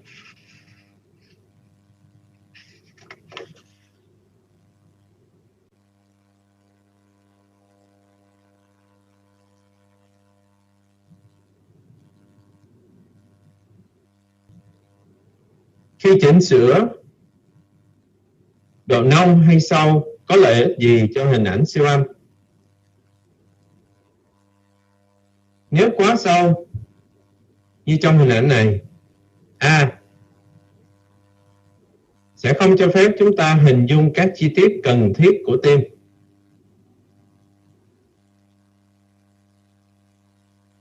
Nếu độ sâu không đủ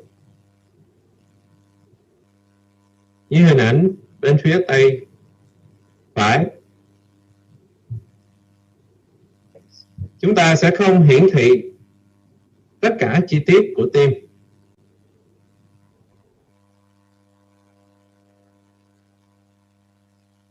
Khi độ sâu được điều chỉnh thích hợp và rất quan trọng trong việc xem xét và chẩn đoán lâm sàng như trong hình ảnh B.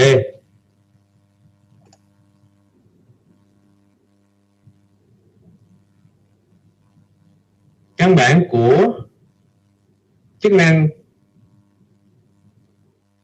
điều chỉnh độ sáng hoặc là gain, nếu được điều chỉnh tối ưu cấu trúc tim và màu cấu trúc tim là màu xám và máu sẽ gần như màu đen như trong hình A. Nếu không đủ độ sáng, hình ảnh sẽ trở thành quá đen và cấu trúc tim sẽ bị thiếu và không thấy. Và còn nếu độ sáng quá mức như trong hình ảnh bên tay trái, hình ảnh sẽ trở thành quá trắng và cấu trúc tim sẽ không được rõ.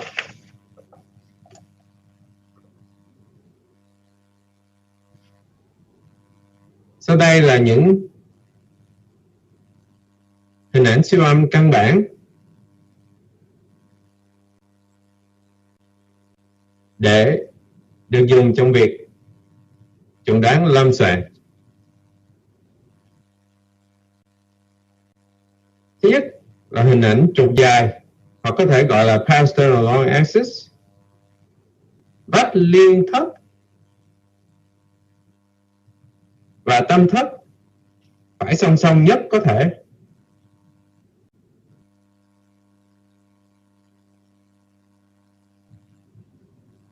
Nếu hình ảnh chụp dài thẳng đứng, hãy chuyển đầu giò lên một khoảng sườn cao hơn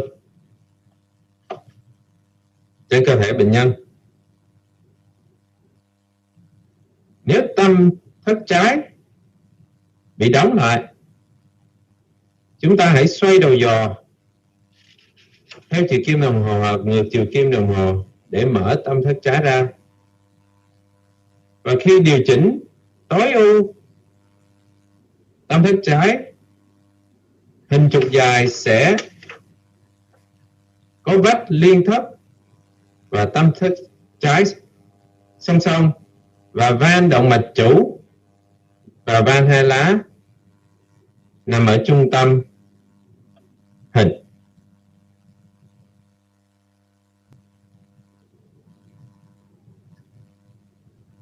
Trong hình tiếp theo là parasternal short axis.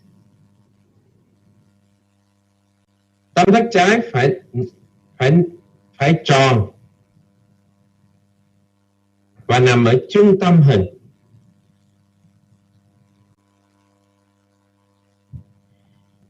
Nếu tâm thất trái hình như quả lê, mình hãy chuyển đầu giò lên một sườn cao hơn. Và nếu tâm thất trái không đối xứng, chúng ta hãy xoay đầu giò theo chiều kim đồng hồ hoặc ngược chiều kim đồng hồ để cho được cân xứng. Hình ảnh tiếp theo là apical 4 và tâm thất trái 4 ngăn.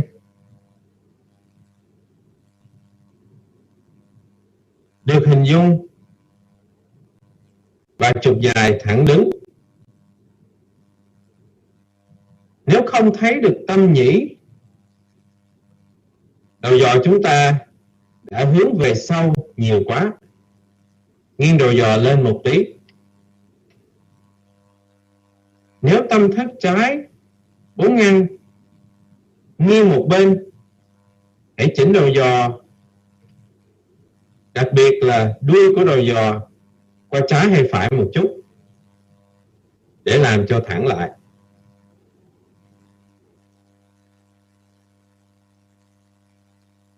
Để nhìn được hình ảnh sắp tới là apical 2, chúng ta hãy xoay đầu giò 60 độ ngược chiều kim đồng hồ và có thể nghiêng đầu giò và dùng đuôi của đầu giò để nghiêng lên hoặc xuống để nhìn được thấy rõ tất cả những chi tiết của tâm thất trái hai buồng.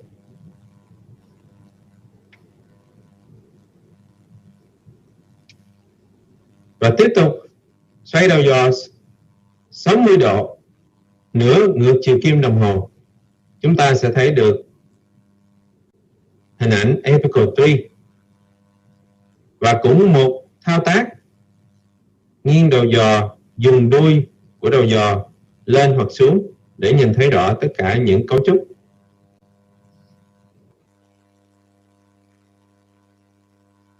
Sau đó là hình ảnh subcostal. Bệnh nhân nên nằm ngửa, điểm đánh dấu trên đầu giò sẽ được hướng về phía trái của bệnh nhân và sát vào vị trí subxiphoid của bệnh nhân để nhìn thấy được subcostal, hình ảnh subcostal. Và hình ảnh sau cùng là suprasternal notch. Chúng ta hãy cầm đầu giò, định hướng điểm đánh dấu đầu giò vào 12 giờ, xoay và nghiêng đầu giò đến 1 giờ, sẽ thấy được động mạch chủ và cấu trúc động tĩnh mạch lân cận.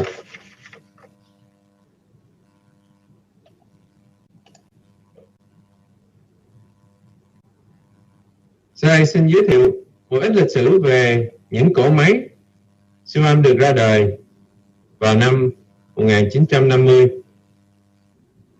Mặc dù siêu âm được khám phá từ năm 1820, nhưng chỉ sử dụng trong công nghiệp, quân đội và được đưa vào sử dụng trong y tế khoảng từ năm 1950 cho tới nay.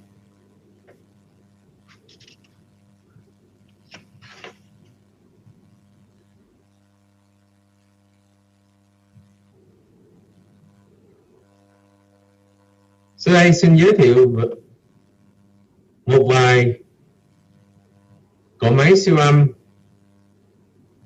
hiện đại bây giờ được dùng vào công nghệ siêu âm Tim Focus.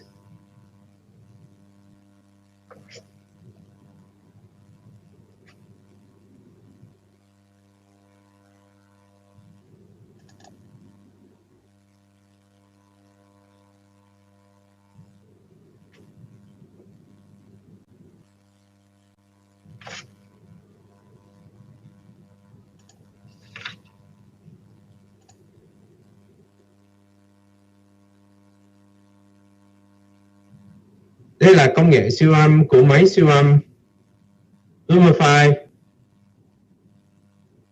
được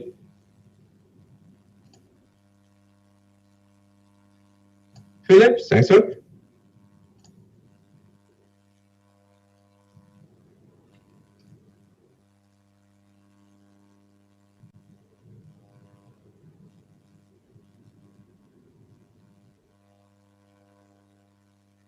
Và phần mềm React có thể được ứng dụng để hỗ trợ siêu âm qua những hướng dẫn bằng hình ảnh hoặc là âm thanh trực tiếp với một đối tượng thứ ba.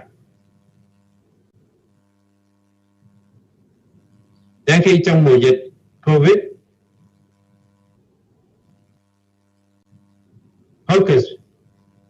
siêu âm Focus rất thích hợp để siêu âm cạnh giường của bệnh nhân.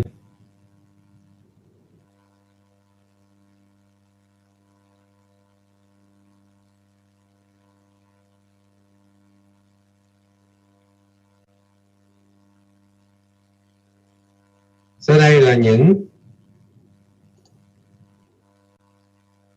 hình ảnh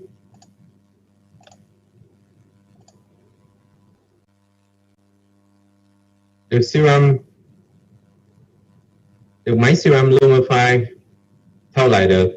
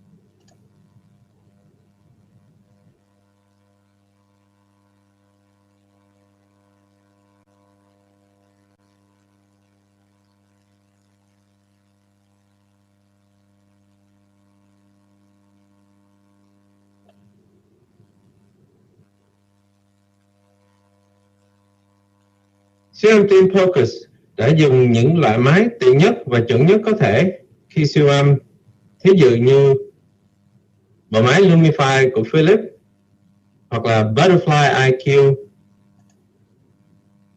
hoặc là Butterfly IQ Plus, được sáng chế bởi GE và còn nhiều máy siêu âm khác của những công ty khác chúng tôi không giới thiệu tại đây. Chức năng của chúng bị giới hạn và chỉ có thể dùng chức năng 2D Color Doppler hoặc là M1 để siêu âm. Nhưng mặc dù thế, chất lượng và độ rõ nét của hình ảnh như bạn đã thấy trong những video qua đã đạt đến mức rất tốt để dùng vào chẩn đoán và giúp điều trị cho bệnh nhân tại giường. Công nghệ siêu âm tiếp tục phát triển và tiến bộ theo nhiều cách như chúng ta đã chứng kiến. Và vì vậy, chúng tôi sẽ tiếp tục tìm hiểu những cách mới để tối ưu hóa và cải thiện chúng. Xin chia sẻ một câu chuyện về một bác sĩ gây mê nữ rất tò mò về siêu âm tim focus và đã tìm đến chúng tôi để hỏi dò. Trong mùa dịch Covid, bác sĩ Pam đã dùng thời gian quý báu của mình để tới văn phòng chúng tôi để tham khảo và học hỏi những cách siêu âm căn bản để giúp cô ta trong việc lâm sàng khẩn cấp tại phòng mổ. Chỉ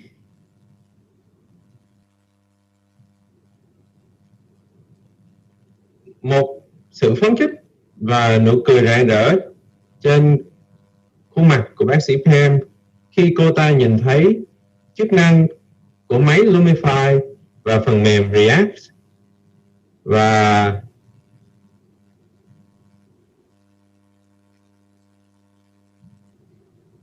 sự tiện dụng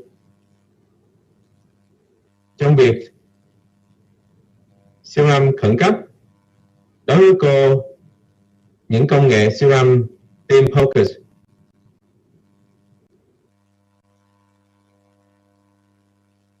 rất hữu ích trong việc lâm sàng, chẩn đoán và điều trị cho bệnh nhân trong khoa cấp cứu và trong phòng mổ. Bài thuyết trình đã giúp và chúng ta rất cần đầu tư vào công nghệ siêu âm focus. Xin cảm ơn. Xin trân trọng cảm ơn anh Giang, Cao Văn Giang đã có bài trình bày rất là tuyệt vời, rất là hấp dẫn và với những cái kinh nghiệm và những kiến thức rất bài bản, rất là có sư phạm dành cho các bác sĩ Việt Nam và các những người làm siêu âm tim ở Việt Nam. Tôi hy vọng rằng qua bài giảng của anh Cao Văn Giang, chúng ta sẽ học được không những chỉ những kỹ thuật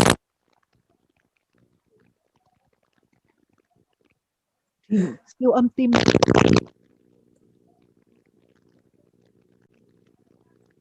và qua đó là làm thế nào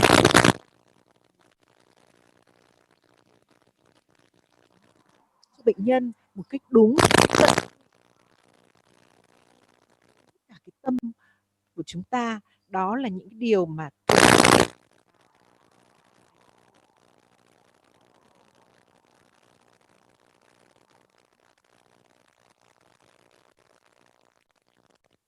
thank you so much.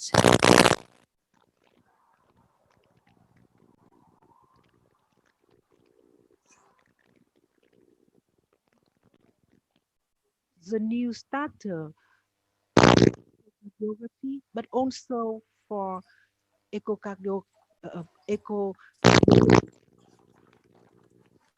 echo in Vietnam for many years. So we standardize our practice in scanning echo for patient. And next speaker, I would like to introduce Miss Michelle Fujioka from Center, who will speak about hemodynamic diastolic function. And you need to review your prior echoes and know what interventions, as well as any clinical information, specifically the heart rate and their underlying conditions. To perform a comprehensive echocardiogram, you need cardiac anatomy and chamber sizes, as well as M-mode and 2D imaging, as well as assessment of the valvular disease by all modalities, including all the different modalities of spectral Doppler. There are many echo study and technical limitations, limited patient positioning, cooperation, limited views, post-operative bandages and discomfort, and patient body habits, among many other things. Here at the University of Washington, we use a bed with a cutout in the mattress to optimize for apical views, and pillows and bolsters aid in patient positioning and comfort.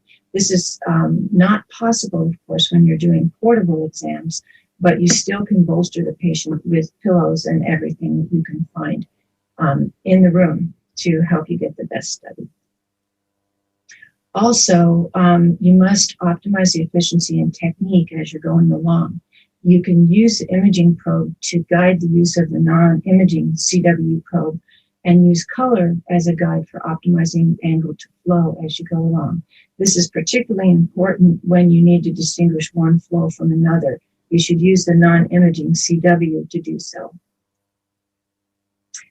First, I'd like to talk about diastology.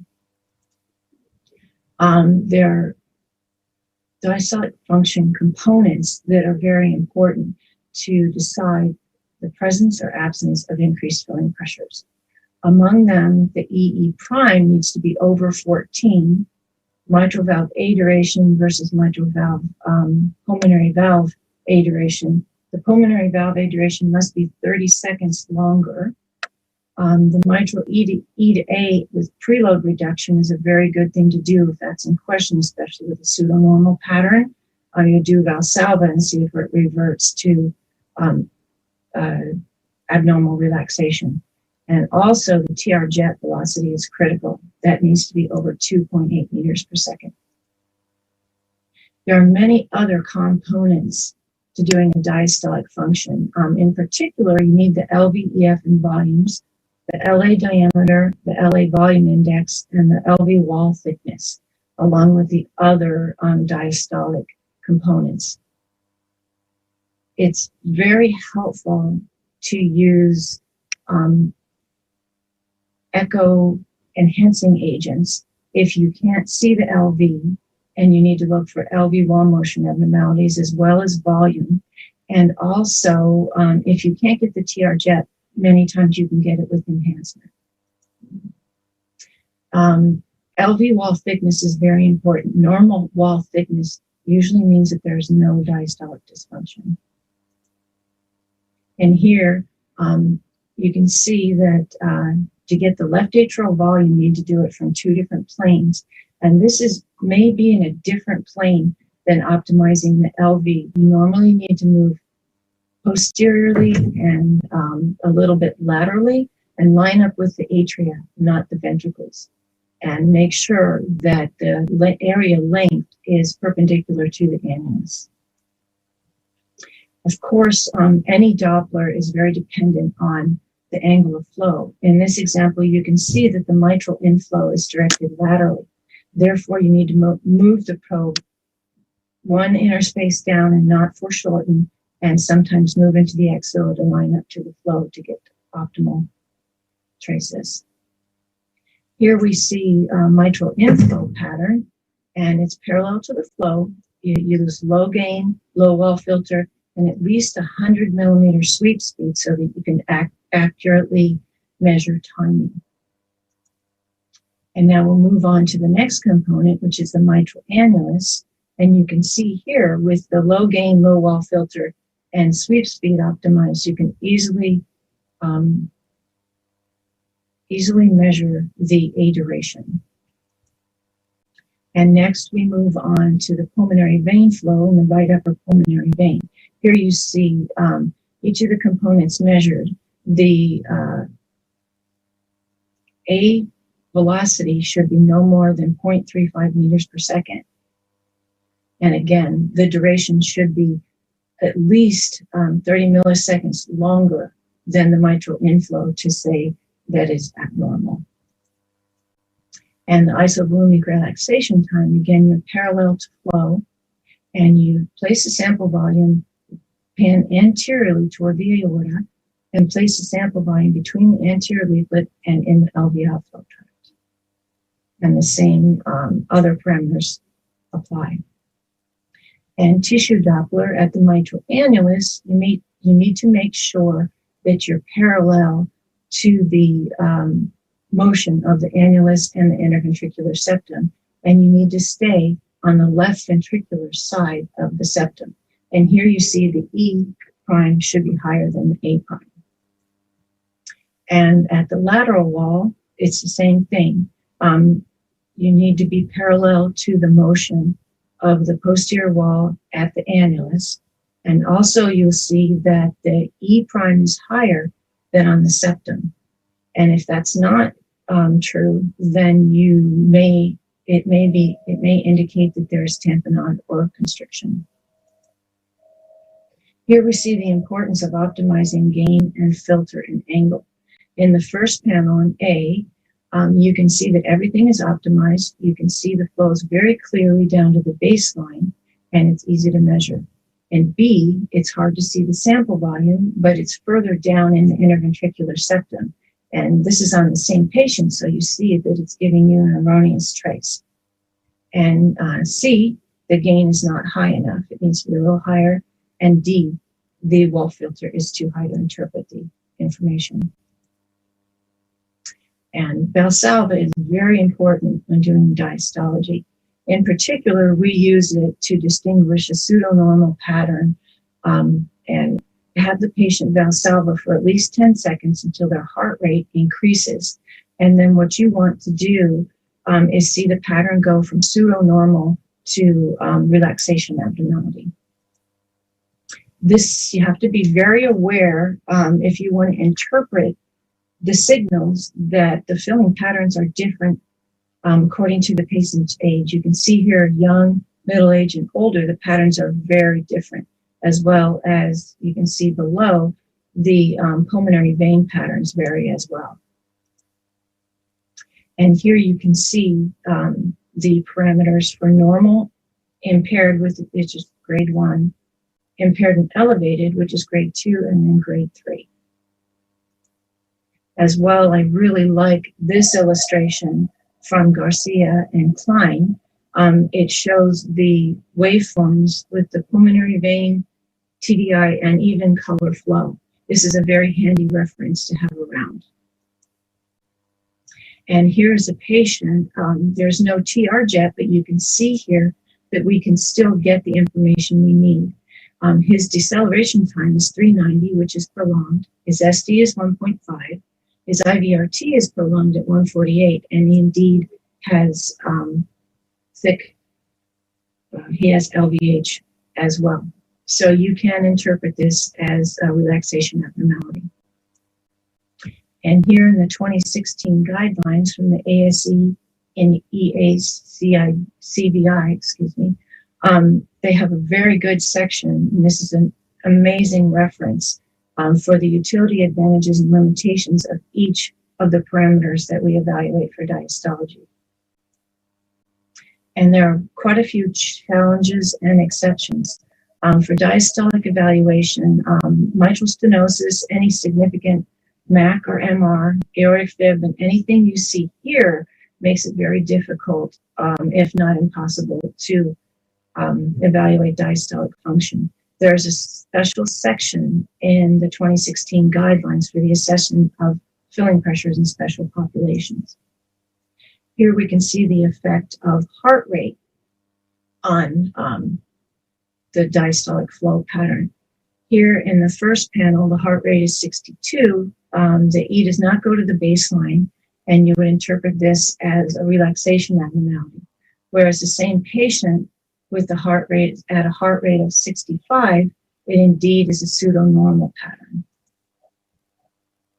And here's another issue. If you have LA stunning post-cardioversion, you can see here on the day of the cardioversion, there's a restrictive pattern. But 3 days later, when the atrial function has improved, you can see that it is really impaired relaxation. Also, transplants can be quite a problem. You can see what looks like a restrictive flow pattern at any point post-transplant all the way up until several years later. You have to follow the same patient and look at their individual flows. The best way to look for diastolic dysfunction in a transplant patient is the TR jet. And here the TR jet is 3.2 meters per second, which is over the threshold of 2.8. Also, strain is very helpful in these patients. And interpreting, of course, you should use broad perspective. You need to take all the information that you've gotten from the echo, not only the diastolic, but all the other information to form your conclusions.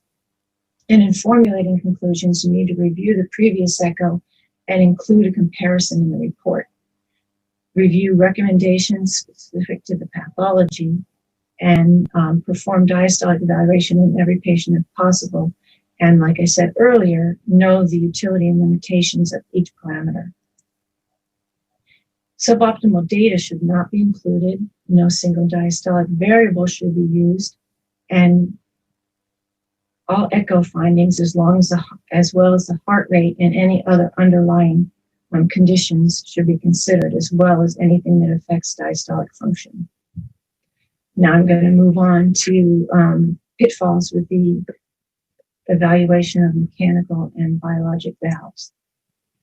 Same thing as for diastolic, you need to know the indication and all the symptoms, but in this case, the date of the valve replacement and the type and the size are extremely important, as well as the height, weight, and BSA. You need to compare it to other echoes, especially if you suspect prosthetic valve dysfunction. And here are the parameters that need to be evaluated. If it's straightforward, you can go mostly by the peak and the mean gradient. Otherwise, you can use all these parameters, as well as making sure you know the presence, location, and severity of regurgitation. You need to use standard and non-standard images. Look from all of these different imaging windows, particularly for aortic valve replacements, and optimize non-imaging probe for an AVR, and use the imaging probe to guide if needed. Here are all the standard views as well as the non-standard views, and these are not only helpful for evaluating an AVR, but they're also helpful for point of care, using any of these windows to image or obtain Doppler, particularly the axilla and subcostal window for point of care. Here's an example of a PDOF probe with the AS jets from each of the different windows. Here you can see that the apex was the highest, but the other ones aren't far behind. Measuring the LV outflow diameter, either with native or prosthesis, is very important. You can see in this illustration where to measure it. Some people prefer to measure it right up at the annulus, but you can measure it anywhere from 0.3 to 1 centimeter from the valve. And LVOT velocity is extremely important.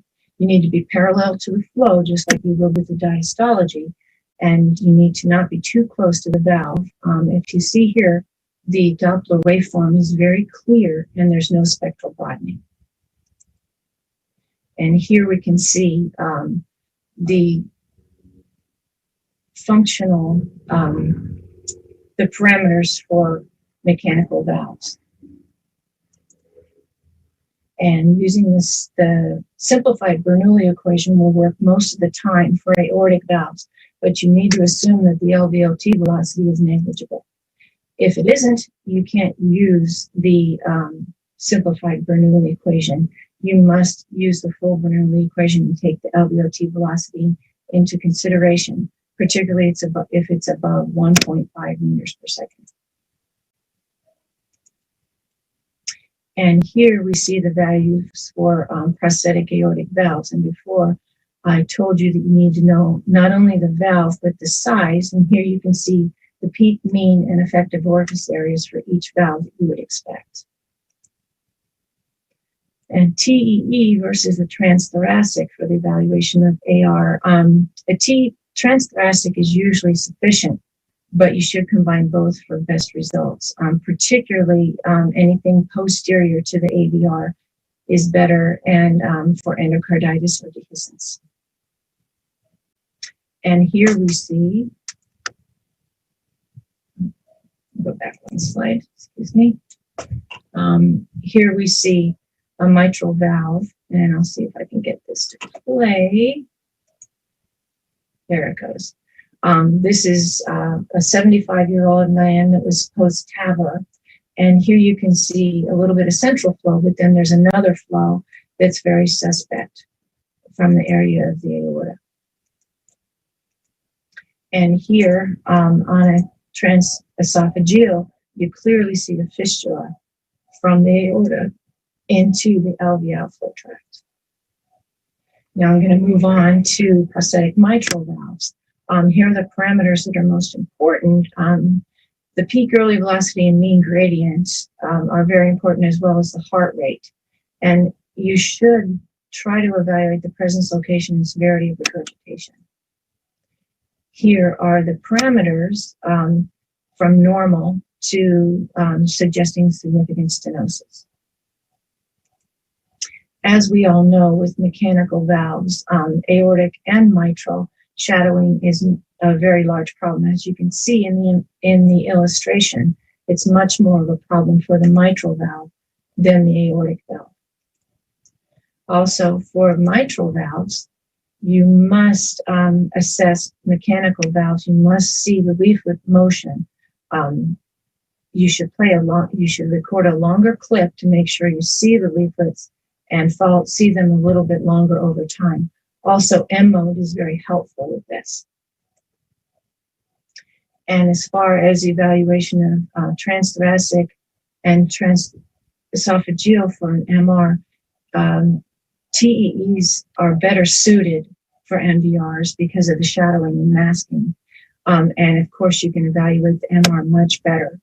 And whether it's valvular or paravalvular, show the jets and where they come from, flow convergence and vena contracta. But it also better detects abscesses, and you can get much better pulmonary vein flow.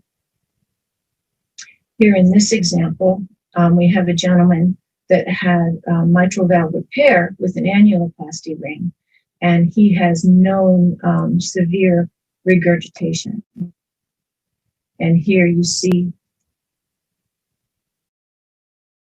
later on, he came back with retractable CHF, and you can clearly see the paravalvular leak as well as the central. But over on the other side of the annulus, you can see something moving around. It appears that he also has a vegetation.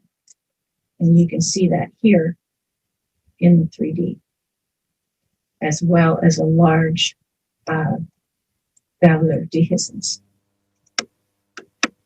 Of course, you must know the early and late complications with all these valves, particularly the patient prosthetic mismatch, dehiscence, and endocarditis, as you've seen on some of the examples I've shown.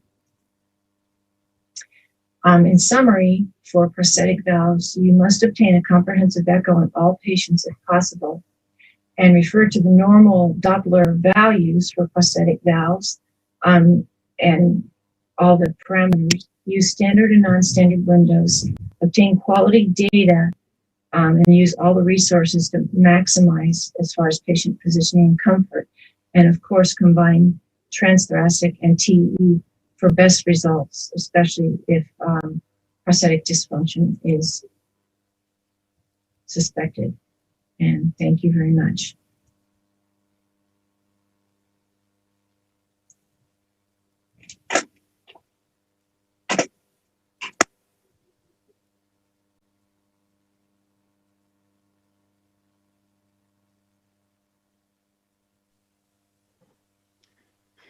Thanks very much to Michelle. Sorry for the technical difficulties here at the end.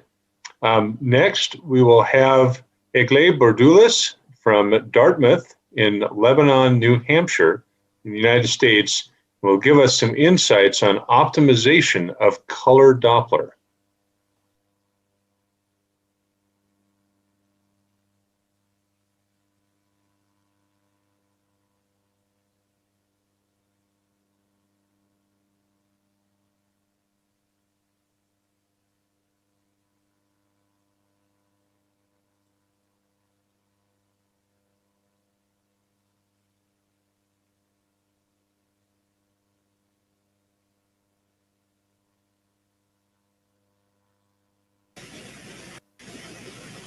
Good evening. My name is Egley Bordulis. I work at color Doppler echocardiography is an automated version of pulsed wave Doppler. It is also known as a real-time imaging. We are enthusiastic users of this amazing non-invasive technology which is so visual and helpful in our everyday practice. The colors assigned to blood flow towards the transducer are shades of red and white, and colors assigned to flow away from the transducer are hues of blue. The color flow map encodes information about direction as well as velocity of blood flow. Once an anatomical image is obtained, the colors is turned on, and velocity filter and color gain setting must be optimal. The major advantage of color Doppler is the rapidity with which normal and abnormal flow patterns can be visualized. And limitations, color Doppler may pick up artifacts from heart muscle and valve tissue. Color Doppler may miss low velocities and the flow signal is weak. Also, color Doppler may be limited by unavailable and satisfactory acoustic equipment. Application of color Doppler. Color Doppler can identify localized quantitative stenotic lesions of valves, estimate the severity of regurgitant lesion of the valves. 4 steps for using color Doppler when 2D image is obtained. Activate color Doppler, adjust area, adjust scale, and gain. In Journal of American Society of Echocardiography, a new echocardiographic sign was recently described associated with mitral regurgitation. Horizontal splay of the color Doppler signal along the atrial surface of the valve may indicate significance regurgitation.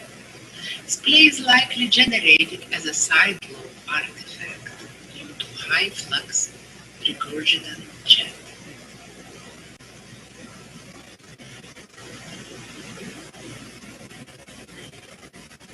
Color Doppler is easy visually understandable. It allows us to make multiple useful measurements. For everyday seen mitral regurgitation, color Doppler offers 3 essential measurements: color jet area, vena contracta, PISA or flow convergence. Sonographers in our everyday practice encounter color Doppler or pulse spectral Doppler aliasing. Pulsed ultrasound doesn't have a particular upper limit for displaying the Doppler shift. It's commonly known as the Nyquist limit. High velocity blood circulation causes Doppler shifts beyond the Nyquist limit, resulting in aliasing. Often aliasing is visible as a bright and turbulent flow in color Doppler. How can we avoid aliasing artifact? In our everyday practice, we use 2 techniques: decrease the pulse repetition period or increase PRF and the Nyquist limit. pulse repetition frequency. Applying the low frequency transducer to create a small Doppler shift of blood flow velocity. Once sonographer adjusts the scale to its maximum, the system's pulse PRF is almost increased to its maximum, so is Nyquist limit. The disadvantage of this method is that higher PRF reduces sensitivity to low velocities. It also doesn't work with very high frequency velocities, as releasing artifact will persist. Selecting a lower frequency transducer to avoid aliasing. Lower shifts are less likely to exceed Nyquist limit or speed limit, and therefore are less likely to alias. Aliasing artifact is associated only with pulse Doppler. It never appears with continuous wave Doppler. We like color Doppler because it is so easy to visualize. We cannot imagine our everyday practice without it. Color equals velocities and grayscale equals anatomy. Velocity mode provides information on flow direction and speed. Black region in the middle of the color map indicates no Doppler shift. Colors above indicate moving towards transducer, and colors below indicate blood cells moving away from the transducer. The closer the color is to the black strip, the lower is the velocity. Variance mode provides more information than velocity mode.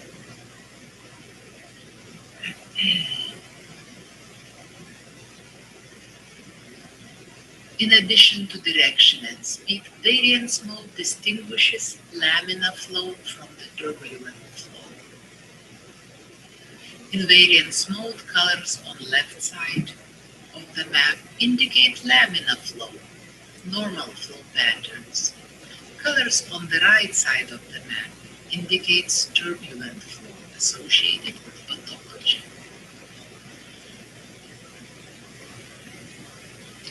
Thank you very much for your attention. That will be it for my talk today.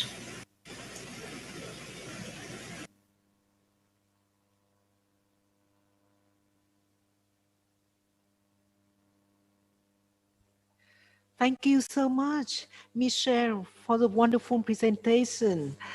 And next speaker, we would like to introduce Ms. Daniel Labadie from MÉCH Children's Hospital, Ann Arbor, USA, who will give the presentation on tips and tricks for scanning children.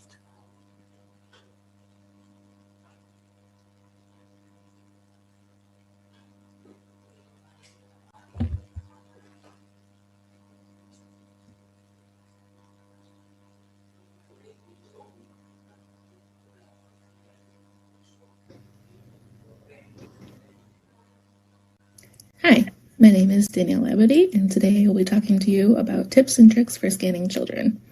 So, to me, there are two major components to a pediatric echo. The first being working with the children themselves, and the other being working with the machines. Working with children, I feel like you must approach everything with patience and flexibility. I start by explaining the test in simple terms, saying things like, I'm going to take pictures of your heart. I try to use non-threatening language. For example, I try to avoid using the words like probe or transducer and use words like camera or sometimes even magic wand. I even sometimes have the children hold the camera themselves, kind of touch the gel and kind of get a feel for it, just so they know that nothing's going to hurt, and try to reinforce the fact that this is not a painful test. If there's parents there, I always try to have them help, record their help. I'll have them lay in bed with the child, kind of hug and swaddle them, kind of keep them calm using what they can. I've had parents sing to their children or use whatever distractions they brought along with them. If it's a baby, I'll have them feed them a bottle or some snacks. For older kids, if there's movies or little toys available, always utilize those to your advantage. Kind of try to distract them from what you're doing. Also, depending on the situation and resources available to you, sedation may be an option as well.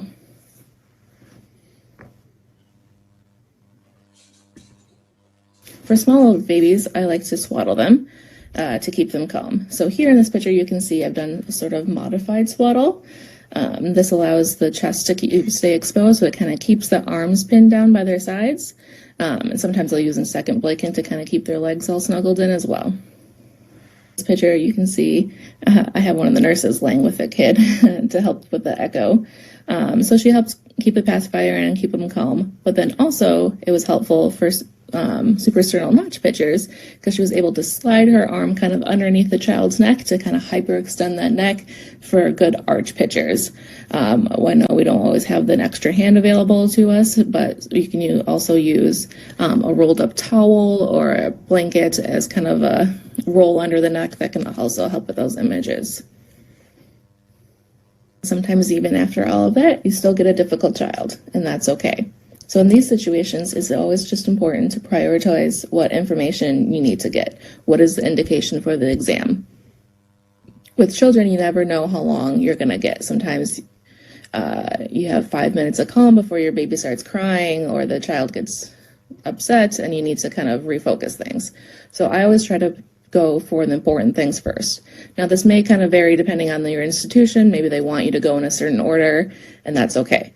But if you are able to have that flexibility and kind of go and take images in whatever order you want, I always go for what I feel like is the more important things first. So if the indications, let's say, for example, pulmonary hypertension, I go for that tricuspid regurgitation jet. I go for the right heart function. I go for septal position before I spend my time kind of wrangling a kid to look at, the aortic valve. Just kind of prioritize what information is needed.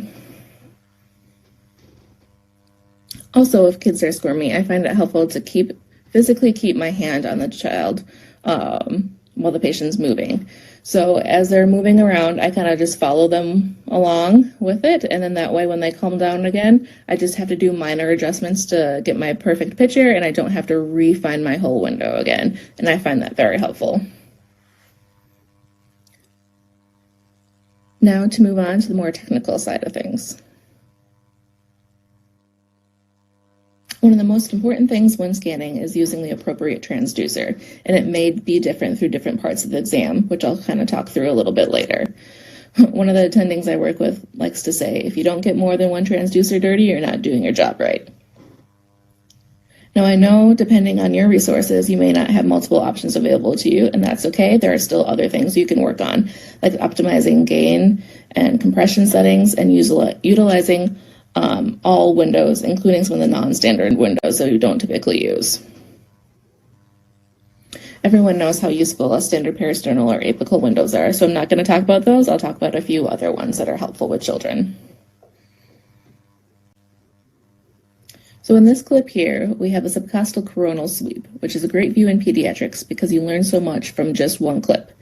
So in this picture, we can see hints of a few things. We get an idea of situs, how many atria there are, how many AV valves there are, how many ventricles, ventricular function. We can see that there were crossing outlets, crossing great arteries. There's so much information that we just learned in just this one sweep. And if you were to put color on as well, you'd learn even more. You can learn about shunting, you can learn about valve regurgitation, so much. Well, let's talk about some of the technical aspects. So here, we're in an appropriate depth. And this is also very important when you don't have multiple different transducers available to you. So if you have a small child, but you only have adult cameras available to you, just remember to adjust your depth. You don't need to scan through the child to the bed to everything else. We're looking at the heart. Make sure your depth is appropriate. You have a nice big picture of the heart on your screen. Also, we have our focus here at an appropriate position. It's kind of in the middle of the screen where the heart is at this time. We also have appropriate gain settings. It is the same brightness all the way through. We don't have an extra bright foreground and dark in the background. Use those TGCs and overall gains to your advantage here. So here I have an example of an appropriate time to try switching transducers. For the majority of the study, I was using the S9. It was a small child, and this was appropriate for the 2D images. But when trying to do Doppler, as you can see, I'm trying to get a tricuspid regurgitation in this picture. It wasn't a complete envelope. I'm not really sure where the end is. I don't really have a good estimate of RV pressures. You know, is it at 2 meters, 2.5? Is it more than that? Are we missing something down here? It just was not a full envelope. So in these instances, you want to move to a lower frequency transducer, if available to you. So I moved to the S51. And this, although it's still not quite the complete envelope, it has a lot stronger signal. We get a sense of where our tricuspid regurgitation is. We know that it's probably around 3 meters per second here, which is a big difference from before. So imaging coronaries is another example of when it's appropriate to switch transducers. So for this study, I did the majority of this study with the S51. That was appropriate for the majority of the 2D images. But when looking at coronaries and those high resolution pictures, they're very detailed, you want to switch to a higher resolution transducer. You want to do a higher frequency. So I switched to the S9. So see here, you can start to maybe see a hint of a coronary, maybe there, but it's a little fuzzy. So we need to adjust our settings and switch transducers. And that's what I did in this image here. And look how beautiful that came out. So higher frequency transducer, and then also when imaging coronary arteries, there's a couple other tricks you can do. As you saw in those last pictures, I prefer to zoom in on what I'm looking at. In this picture here, it's more zoomed out, but that's still, we have a still focus on the arteries themselves, and also they changed the color map, which is always a good idea as well. Also, you can adjust gain settings. Turn your gain down. You don't want an overgained picture where it's just white everywhere. You're going to fill in those little tiny coronary arteries with the white, and you're not going to be able to see them. So similar to that, you want to turn your compression down. Get more of those black and whites and less of the grays. You want those crisper, finer lines looking at those coronaries. You want to fill these with color to prove color flow. I suggest making a small color box, put it right over the coronary artery that you're looking for. Don't have it color the whole page, just look at what you're looking at, the coronary artery here. And then once you have the small color box set up over where you're looking, turn your Nyquist limit down. This is going to be a low velocity flow through this area and diastole. So drop that Nyquist scale down. As I mentioned before, it's not just settings, but utilizing non-standard windows. Here is an example of a ductal view. Now this can be obtained from a high left parasternal with the indicator at noon or 1 o'clock. So from the suprasternal notch, image is drop down back onto the chest in that high left chest to get this view. This is descending aorta here. This is pulmonary artery here, and then in this patient, they actually have a ductal stent, which is what you're seeing here. But there's no stent, this is where you see that PDA. This is a great visualization of the duct. This is also the best place to view coarctations. Because with coarctations, that narrowing is going to be right next to where the duct closes, right? So that's going to be your biggest area of narrowing. So this will give you a great visualization of if there's a coarctation, if that's what you're looking for, if there's that posterior shelf of the arch. It'll give you a great place for sometimes even Doppler signals and measurements of the arch. The last non-standard plane I'm going to show you is the right sternal border or the right parasternal window. Most people associate the right parasternal with obtaining aortic valve gradients in AS patients, which is great, but often forget that you can also visualize the right SVC as it enters the right atrium from this window, especially in smaller children that have beautiful windows here. Here you can see this is the right SVC as it enters the right atrium here. This is the atrial septum and left atrium behind here.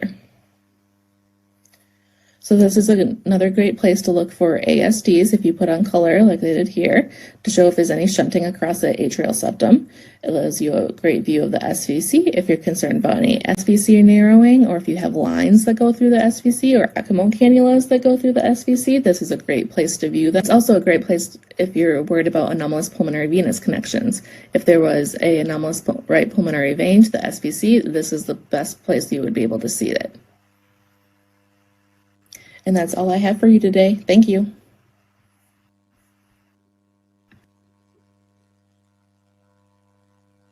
Wonderful. That is a very, very practical talk about imaging children. Next, we have a real treat.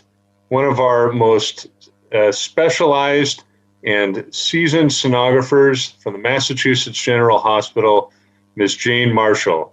She is going to present all of her wisdom, well, maybe only some of her wisdom in a short period of time. She has much more on the optimization of spectral Doppler.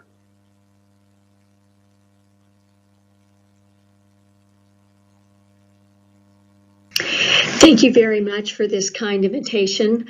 I'm honored to be included in this annual Congress of Cardiology.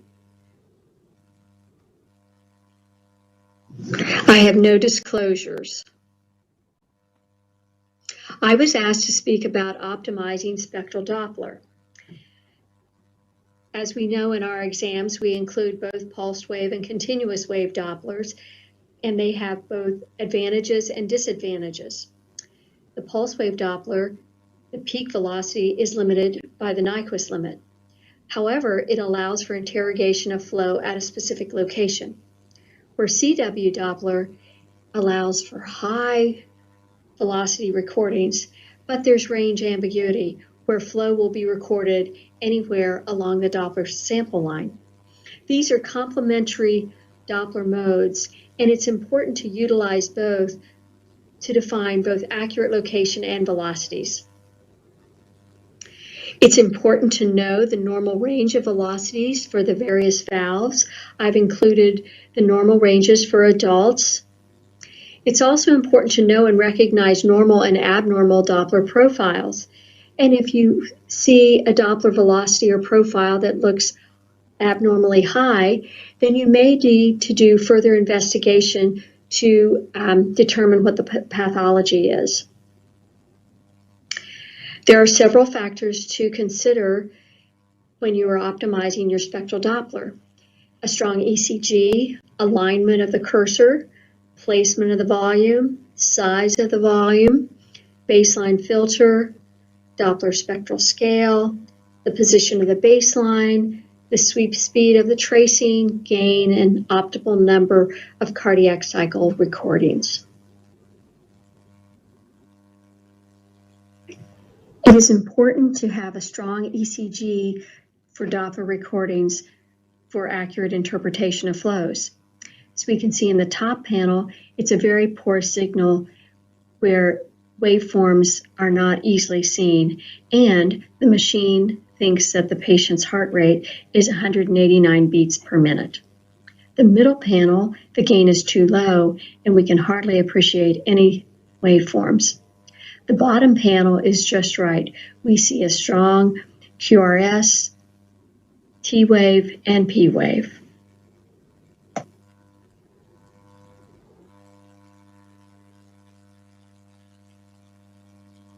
Also, it is important to recognize if there are PVCs or other arrhythmias that will impact the spectral tracing and the velocity recorded and measured. For example, in aortic stenosis, if there is a PVC, the following beat is impacted and the gradient for that beat will appear falsely higher.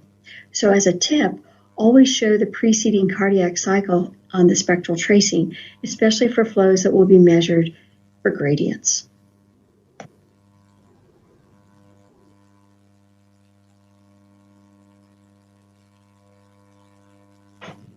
It is important to remember blood flow is in 3 dimensions to keep in mind that z-axis for optimizing the tracings. Alignment of the Doppler cursor is paramount to recording optimal Doppler flow information. That sample line should be aligned as parallel as possible to the blood flow interrogated. Less than 30-degree angle. If it's greater than a 30-degree angle, velocities will be underestimated. The best two-dimensional image may not be the best location or angle for the best Doppler signal. Important to keep that in mind.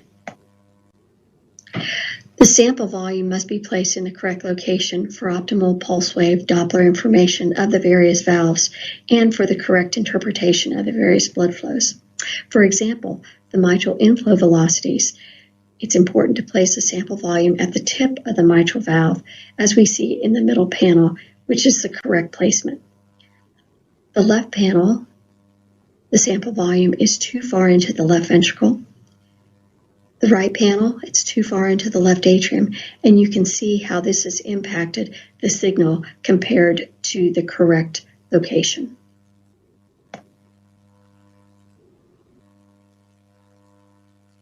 Color flow may help guide the pulse wave sample volume placement, especially in low velocity flows, such as your pulmonary vein flows or hepatic or the KB flows. And here we can see on the right where the color flow made it very easy for us to place the sample appropriately so we could get a strong spectral Doppler.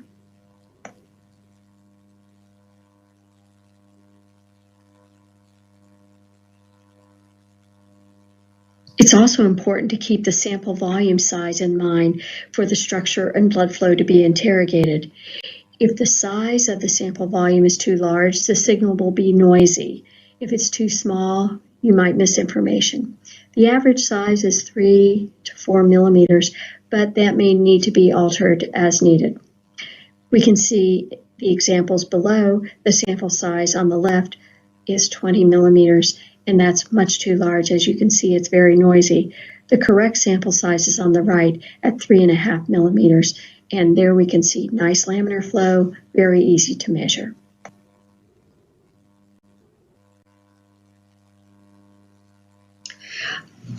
Another factor to consider is the filter.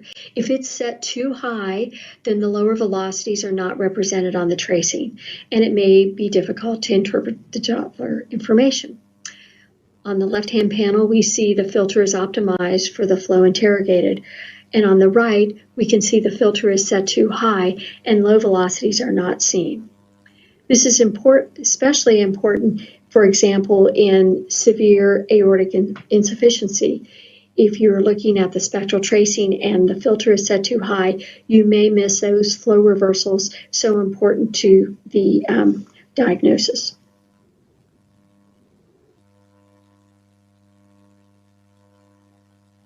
Another setting that we can modify is the scale. And by knowing what the expected Doppler velocities are for a given valve or a vessel, the scale may be optimized for best visualization and recording. For example, aortic insufficiency, we know those flows are approximately 4 meters a second, so we can optimize the scale so we can appreciate the entire envelope of that aortic insufficiency jet and not miss those peak flows. On the other end, pulmonary venous flow ranges from about 0.6 to about 1 meter a second. And here, we've also adjusted the scale so we can appreciate those waveforms very clearly and crisply.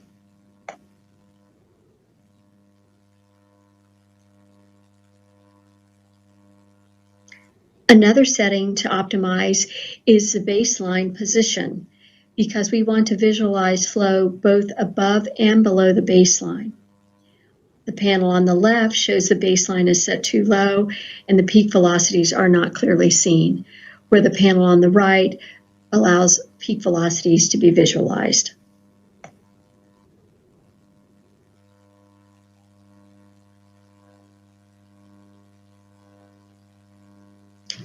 The sweep speed setting is important to adjust appropriately for diagnosis. 50 to 75 millimeters a second shows a representative set of beats, approximately 3 or 4. The faster speed of 100 millimeters a second is important to utilize for accurate measures for gradients, velocity time intervals, measuring a slope, timing of flows. The slow rate of 25 millimeters a second is very useful to evaluate physiology, which may be linked to the respiratory cycle. For example, tamponade physiology. This may also be helpful to have paired with the respirometer. It's important to keep the sweep speed setting in mind to adjust for various arrhythmias and various heart rates.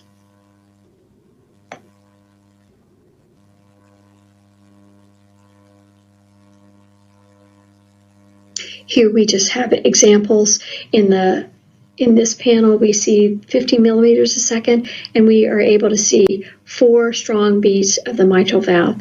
And here, as we go through 100 to 150, we spread that out, making it a little easier for measuring timings and velocities. And in the bottom panel, we see that we are able to see number of beats, and if there were any respiratory impact, we would appreciate that in the 25 millimeter sweep. Always important to optimize gains, compression and reject, so that the signal is crisp and the mode of velocity is well visualized. On the left-hand panel, it's a little overgained, and we can see feathering of the signal, and it's difficult to make out the peak modal velocity. On the right, we're able to see a nice envelope of that spectral Doppler.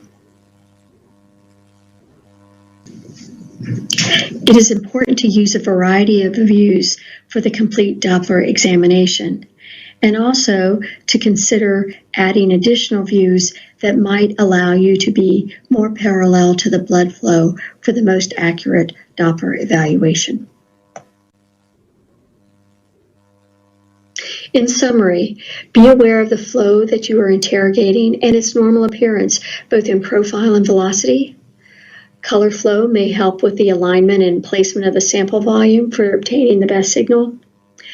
Remember to try various windows so the Doppler sample can be as parallel as possible for the best blood flow assessment. And also to remember, even when the two-dimensional images are not optimal, sometimes the spectral Doppler may be strong and save the day, so don't give up on that. Thank you very much for your attention, and thank you for the invitation to participate in this Congress.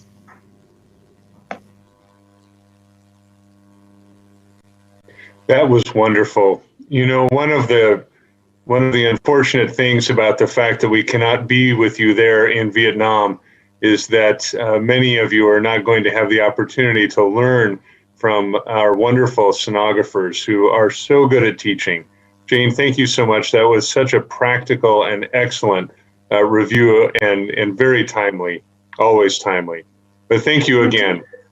Next up, we're going to have Jennifer Tresness.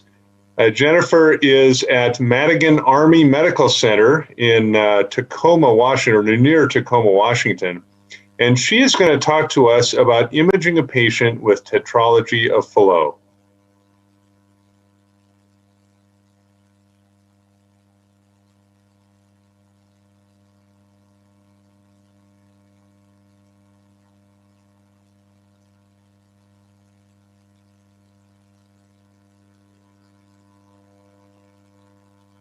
Hello, my name is Jennifer Tresness, and I am the Technical Director of the Pediatric Echocardiography Lab at Madigan Army Medical Center on Joint Base Lewis McChord in Washington State. I would like to thank the Vietnam National Congress of Cardiology for allowing me to participate today and to share with you imaging patients with tetralogy of Fallot. I have no disclosures. Tetralogy of Fallot is the most common cyanotic heart defect, and as survival of patients born with this congenital defect steadily increase due to improved surgical intervention, so does the need to follow them with echocardiography. In reviewing the important aspects of scanning patients with tetralogy of Fallot, we will cover imaging goals of early evaluation as well as post-intervention or surgery, specifically PDA stenting, transannular patch with ventricular septal defect closure, and right ventricle to pulmonary artery conduit. We will also touch on associated cardiac findings. First, we will evaluate the VSD component. The anterior malalignment VSD, which is a distinguishing characteristic of tetralogy of Fallot, is created by the infundibular septum being pulled anteriorly away from the muscular septum. This is best visualized in the parasternal long axis and parasternal short axis views, where we measure from the coronal septum near the right coronary cusp to the muscular crest of the septum. Next, we will determine the ventricular shunt direction and magnitude using color Doppler. Noticing a bidirectional or right to left shunt in cyanotic tetralogy of Fallot in the setting of severe pulmonary stenosis or pulmonary atresia, and seeing a left to right shunt in the setting of a more mild pulmonary stenosis or pink TET. We want to make sure to sweep through the rest of the ventricular septum looking for additional VSDs. As a result of the anterior malalignment VSD that we just discussed, we are left with an overriding aorta, where the aortic root straddles the interventricular septum. This can be well visualized in the parasternal long axis imaging windows and also in the apical and subcostal views.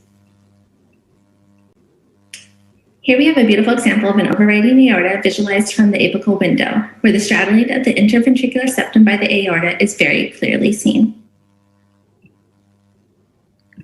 Moving on to pulmonary outflow obstruction, we need to fully investigate the right ventricular outflow tract subvalvar area for infundibular stenosis and muscle bundles that may be present. We need to evaluate the pulmonary valve for absence, atresia, and dysplasia, as the pulmonary valve is often bicuspid in the setting of tetralogy of Fallot. The main and branch pulmonary arteries need to be assessed and measured accurately, as size is important for surgical considerations. We also need to determine the source of pulmonary blood flow, evaluating for presence of a patent ductus arteriosus or aortopulmonary collaterals, or a combination of the two.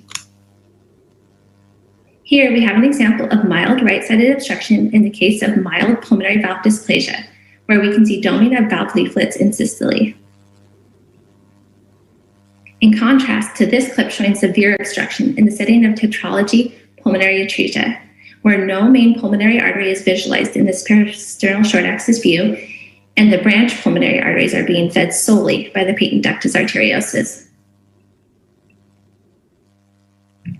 For imaging goals in early assessment of patients with tetralogy of Fallot, I wanted to highlight how important it is to define coronary artery anatomy.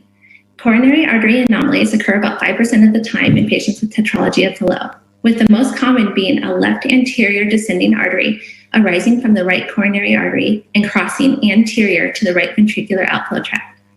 For obvious reasons, this can be disastrous if not discovered prior to surgery. Ductal stenting, while not the most common intervention for tetralogy of Fallot patients, in cases of severe pulmonary stenosis or pulmonary atresia, ductal stenting may be chosen as a temporizing measure, making it the earliest post-intervention echo assessment that may be needed. Here you can see the ductal stent with left to right shunt supplying blood flow to the branch pulmonary arteries. Here is an image from the same patient 1 month later, as we follow them to confirm continued patency of the stent, size of the branch pulmonary arteries, and evaluation for progression of stenosis. Moving on to imaging post-transannular patch, it is important to assess residual pulmonary obstruction as it's not uncommon to have residual gradients. We want to evaluate for the presence and severity of pulmonary insufficiency, as well as the presence and severity of right ventricular dilation. We also need to evaluate the VSD patch for any peripatch leaks, which are present about 25% of the time.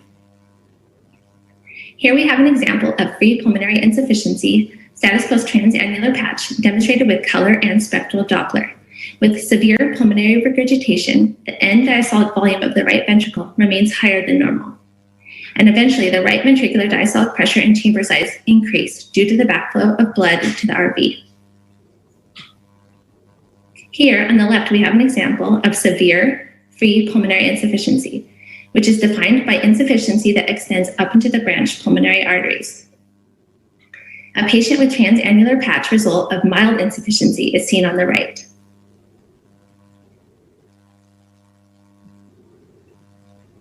As a result of the pulmonary insufficiency created by the transannular patch repair, RV dilation from RV volume overload is a common finding. Here is another image from one of our tetralogy patients showing right ventricular and right atrial dilation. The ventricular septal defect repair also needs to be assessed for residual shunts and patch leaks. This image shows the patch of the perimembranous septum well. This video of the peristernal short axis view shows a peripatch leak post-VSD patch repair. Imaging goals post-RV to PA conduit are similar to traditional repair with the exception of conduit assessment. Here we have a 2D and color video of a 12mm Contegra valved RV to PA conduit, demonstrating mild residual branch pulmonary artery stenosis. On some patients, subcostal imaging can also give you a great assessment of an RV to PA conduit.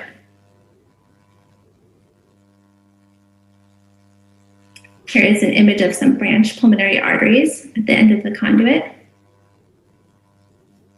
The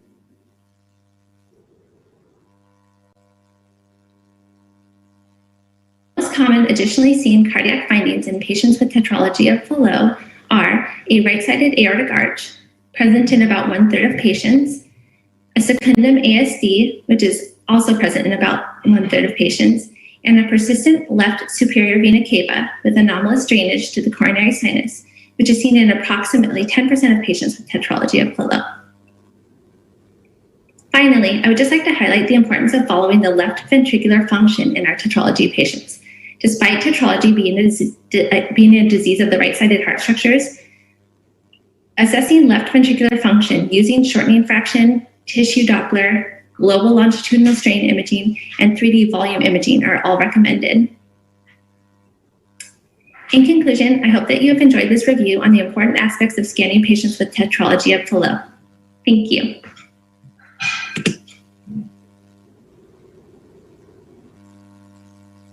Thank you so much, Jennifer. That was very, very practical. Excellent job.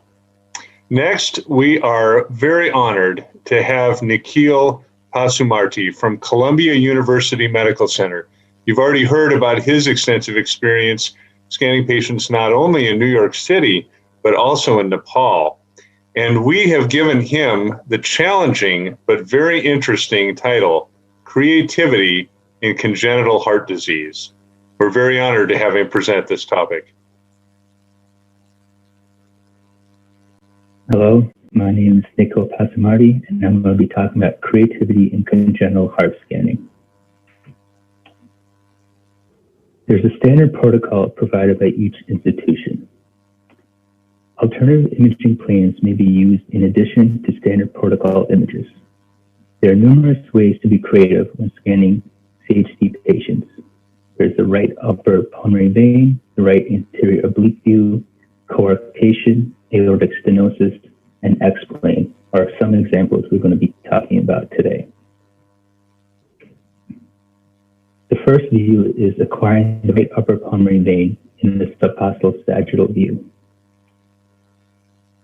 To do this, we're going to start off in the standard bicaval view in the short axis plane.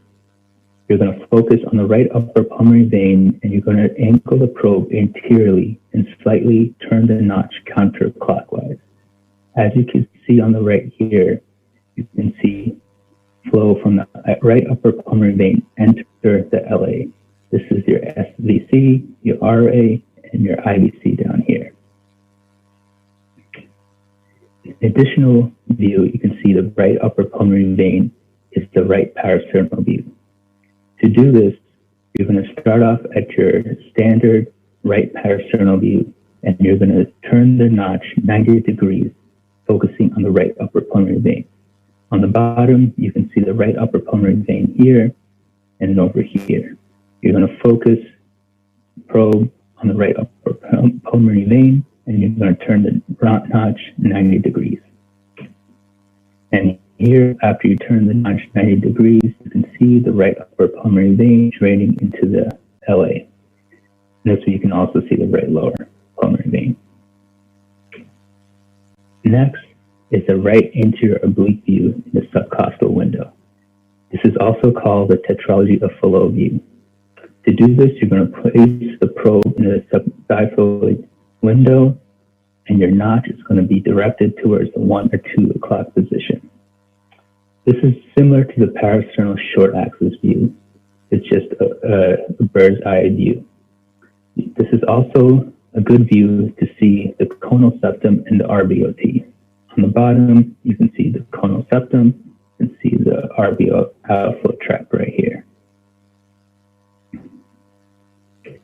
This is a patient of a VSD repair using the TAP view. Over here, you can see residual VSD entering the RV, and you can see the RBOT area right here.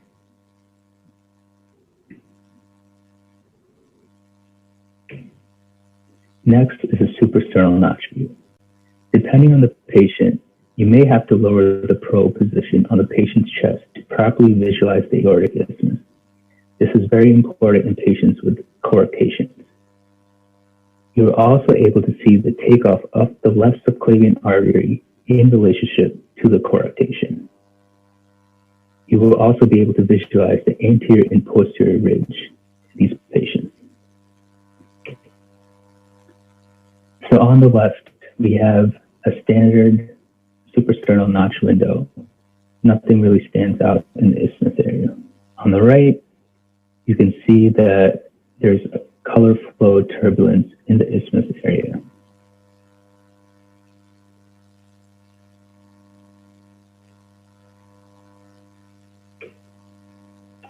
As we move the probe more lower on the chest, we focus on the aortic isthmus area. You can actually see the posterior and anterior ridges, and you can see the cause of the aortic coarctation. And on the right, you can see the subclavian artery in relationship to the coarctation. Kind of hard to see here, but they're sweeping, but you can see that red flow enter at the site of the coarctation or just below it.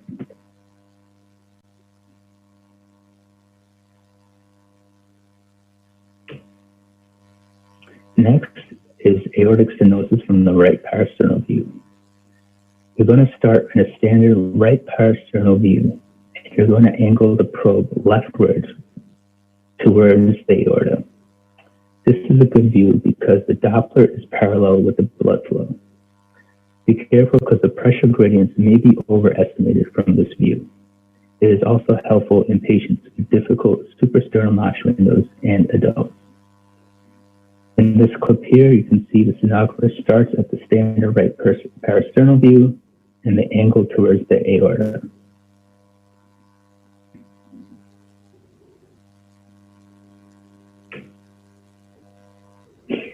On the left, we have a standard apical 3-chamber here. You can see the LVOT.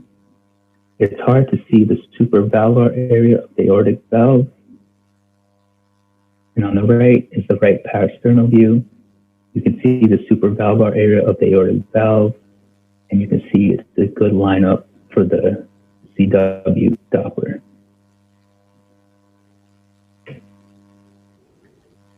Next, we're going to be talking about difficulties in parasternal short axis windows.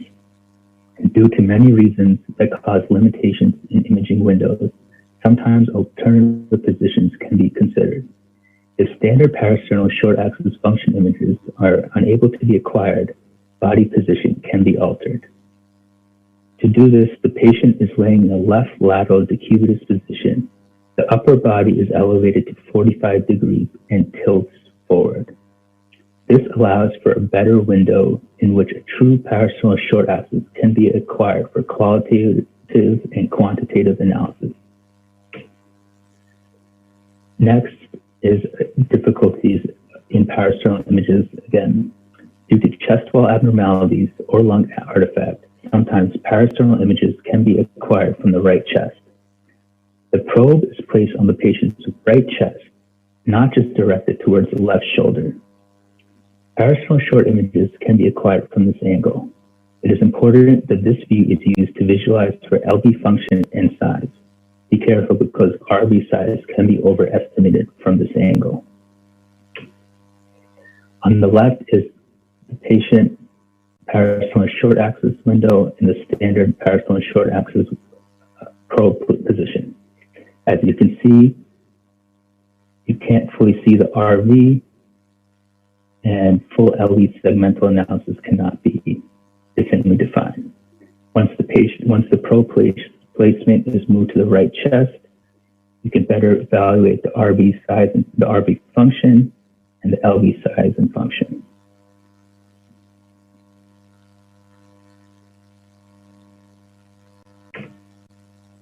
Next is explain. Ultrasound technological advancements are continuing to take place. Once limited to only TE probes, explain is now available on TTE probes.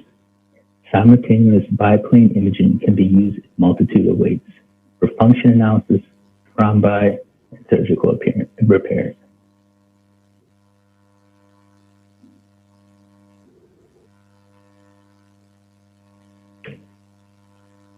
Here we have a single ventricle patient with Fontan. On the left is the apical 4, and you can see an echogenicity in the Fontan pathway.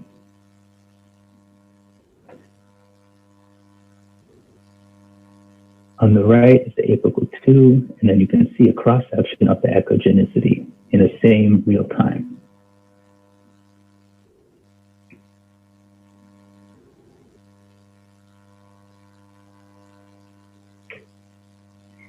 In conclusion, scanning in patients with congenital heart disease can be challenging, but utilizing creative scanning techniques can help in acquiring crucial information. It is important to acquire as much information as possible. Beyond the standard protocol, a creative approach can be taken that obtains images from a non-standard imaging plane. A creative approach can be taken, but it is important to remember the anatomical orientation when acquiring non-standard views. Thank you very much.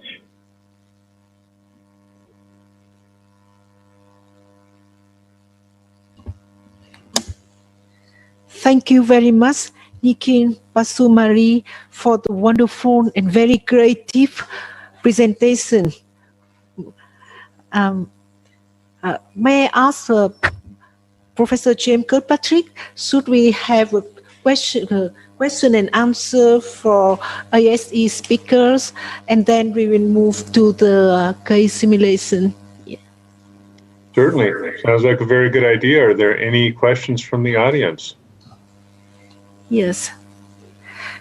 May I have a question for Jane Marsan? For patients with high cardiac output, can you give advice, for example, how we recognize, which size we recognize that the patient has high cardiac output on pulse, on spectrum Doppler and color flow Doppler? Thank you. Well, I think you'd want to make sure you optimize your signal if you want to try and estimate a cardiac output using your LV outflow track. So I would make sure you get very strong recordings of that. Yes, yes. Mm-hmm.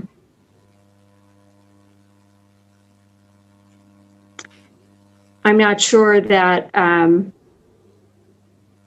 I can comment about the color flow Dopplers specifically, but I think your spectral Doppler may be more useful in helping with that.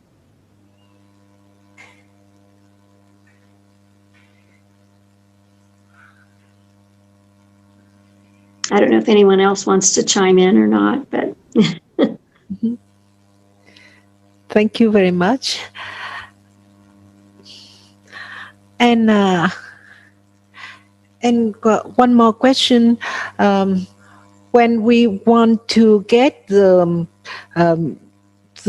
optimal gradient through NVOT in hypertrophic cardiomyopathy or intracardiac gradient, it is sometimes very difficult to get out the interfere of the mitral regurgitation jet. So how can you, please advise on this? Jane Marsan and Egle Bertulitz. It is very challenging. And I think it's one of the hardest things to make sure you can separate out the MR from the outflow tract gradients. It is important to always record a mitral regurgitation flow and get that peak gradient. Also look at your blood pressure.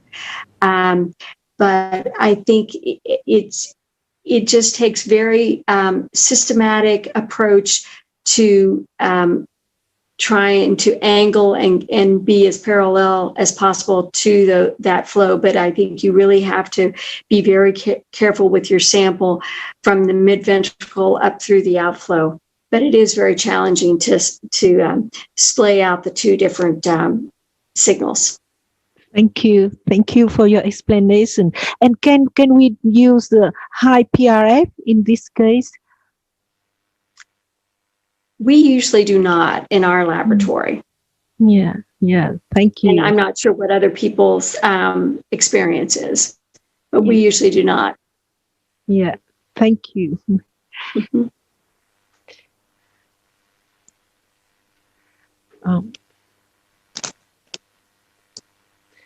James, can you give a comment on the speaker's presentation? Yeah, so I'm so glad that each of you was able to join us. It were excellent presentations covering a wide variety of topics. Although my specialty is not congenital heart disease or pediatric echo, it was very interesting to hear about the different important aspects of creative imaging and imaging and tetralogy of flow patients. And I wonder if maybe Nikhil and Jennifer, if you could comment on some of the pitfalls that you see in imaging children with congenital heart disease. What are some common mistakes that people can make that maybe we can avoid?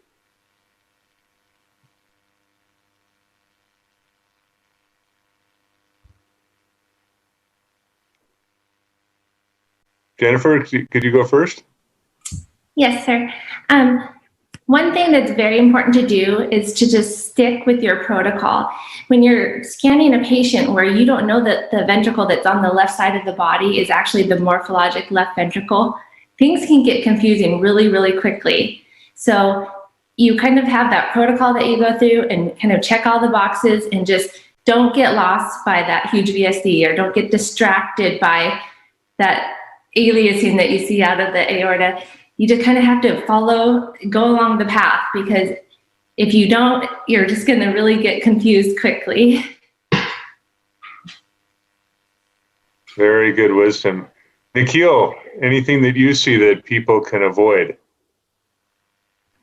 Not exactly what Jennifer says, totally right. It's also important to have patients. A lot of them are children, babies. You're dealing with the parents also. Just have to remember to take it in a systematic approach, like Jennifer was saying. Yeah, absolutely.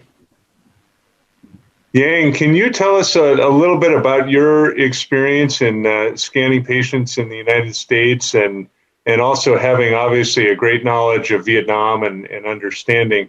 What sort of wisdom do you think is important for Vietnamese physicians at this point who are doing the scanning in Vietnam to understand about doing an echo that is short enough to be efficient, but at the same time actually gets the adequate views that are actually able to help the patients?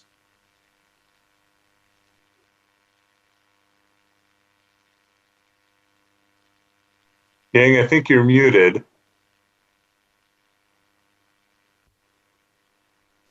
Yes, sir. Can you hear me now? Yes, we can. Yes. Thank you for asking that question. I did have some experience scanning at Children's Hospital number 2 in Saigon for roughly about 3 months prior to my graduation, and I have seen quite a few pediatric echo scan, prior to my, starting my work at UW Medicine Northwest campus. And to answer that question, I would say many of the study that already been, many of the echocardiogram for children, and if I may assume, also for adult, that are performed in Vietnam are already performed on a focus protocol, targeting just to answer the indication of the exam for that particular patient. So, and I mean, as far as wisdom and PERS, for this technical job, I would say for the technical difficult patients, it's a very hands-on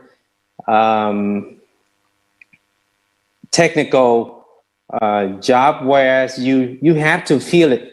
Sometimes you just feel it, the finest movement and the finest tilting, panning, turning, or having the patient position flat, supine, or left lateral decubitus to get the view that you want. You really have to think out of the box at some time when you come to technically difficult patients. And in my years of scanning, when I approach a technically difficult patient, that's how I approach. I approach this with an open mind. I don't know whether the standard classical window will be there. So I would try everything I can, including if I can't see the heart. Sometimes the heart is not even aligned with your sternum, or due to many different factors in the patient's body habitus. The heart can lie up all the way in the armpit, where you can actually find the apical there, or all the way to the right sternum to find the parasternal left or short axis, due to either pleural effusion or just the chest deformity that patient actually have. So as far as having those, you just have sometimes step back too, during your scanning while you're frustrating. Why I cannot find this window for the patient? Take a breath, and then reassuring yourself that you can do this and try another technique. Like I said, sometimes thinking outside the box like that can help an echocardiographer to actually be able to answer an indicated question on your exam. Oh, very good. Very wise words. I think those are all excellent, and we certainly have had wonderful contributions from all of our sonographer experts here, and I think all of us are going to be better scanners after seeing these presentations. Thank you, sir. May I have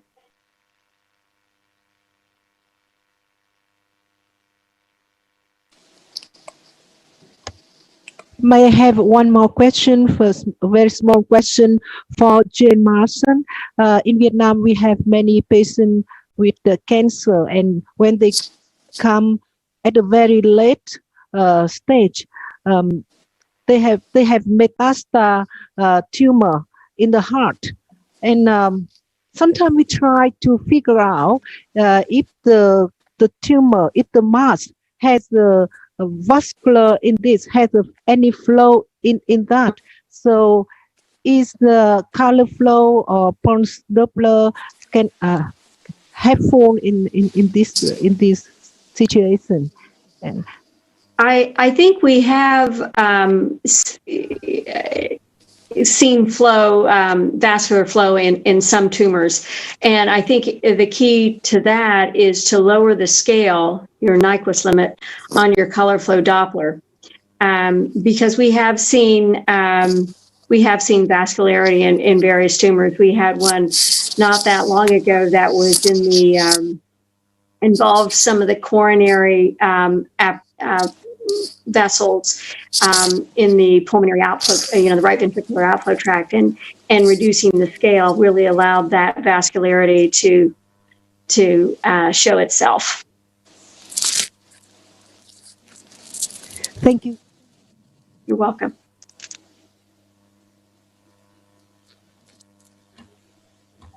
Yes, thank you so much for wonderful explanation. Yeah. Thank you, everyone. And now we would like to move to the two interesting case. And I would like to introduce Dr. Đỗi HጢI, who represents the case of echocardiographic assessment of left ventricular dysfunction. Yeah.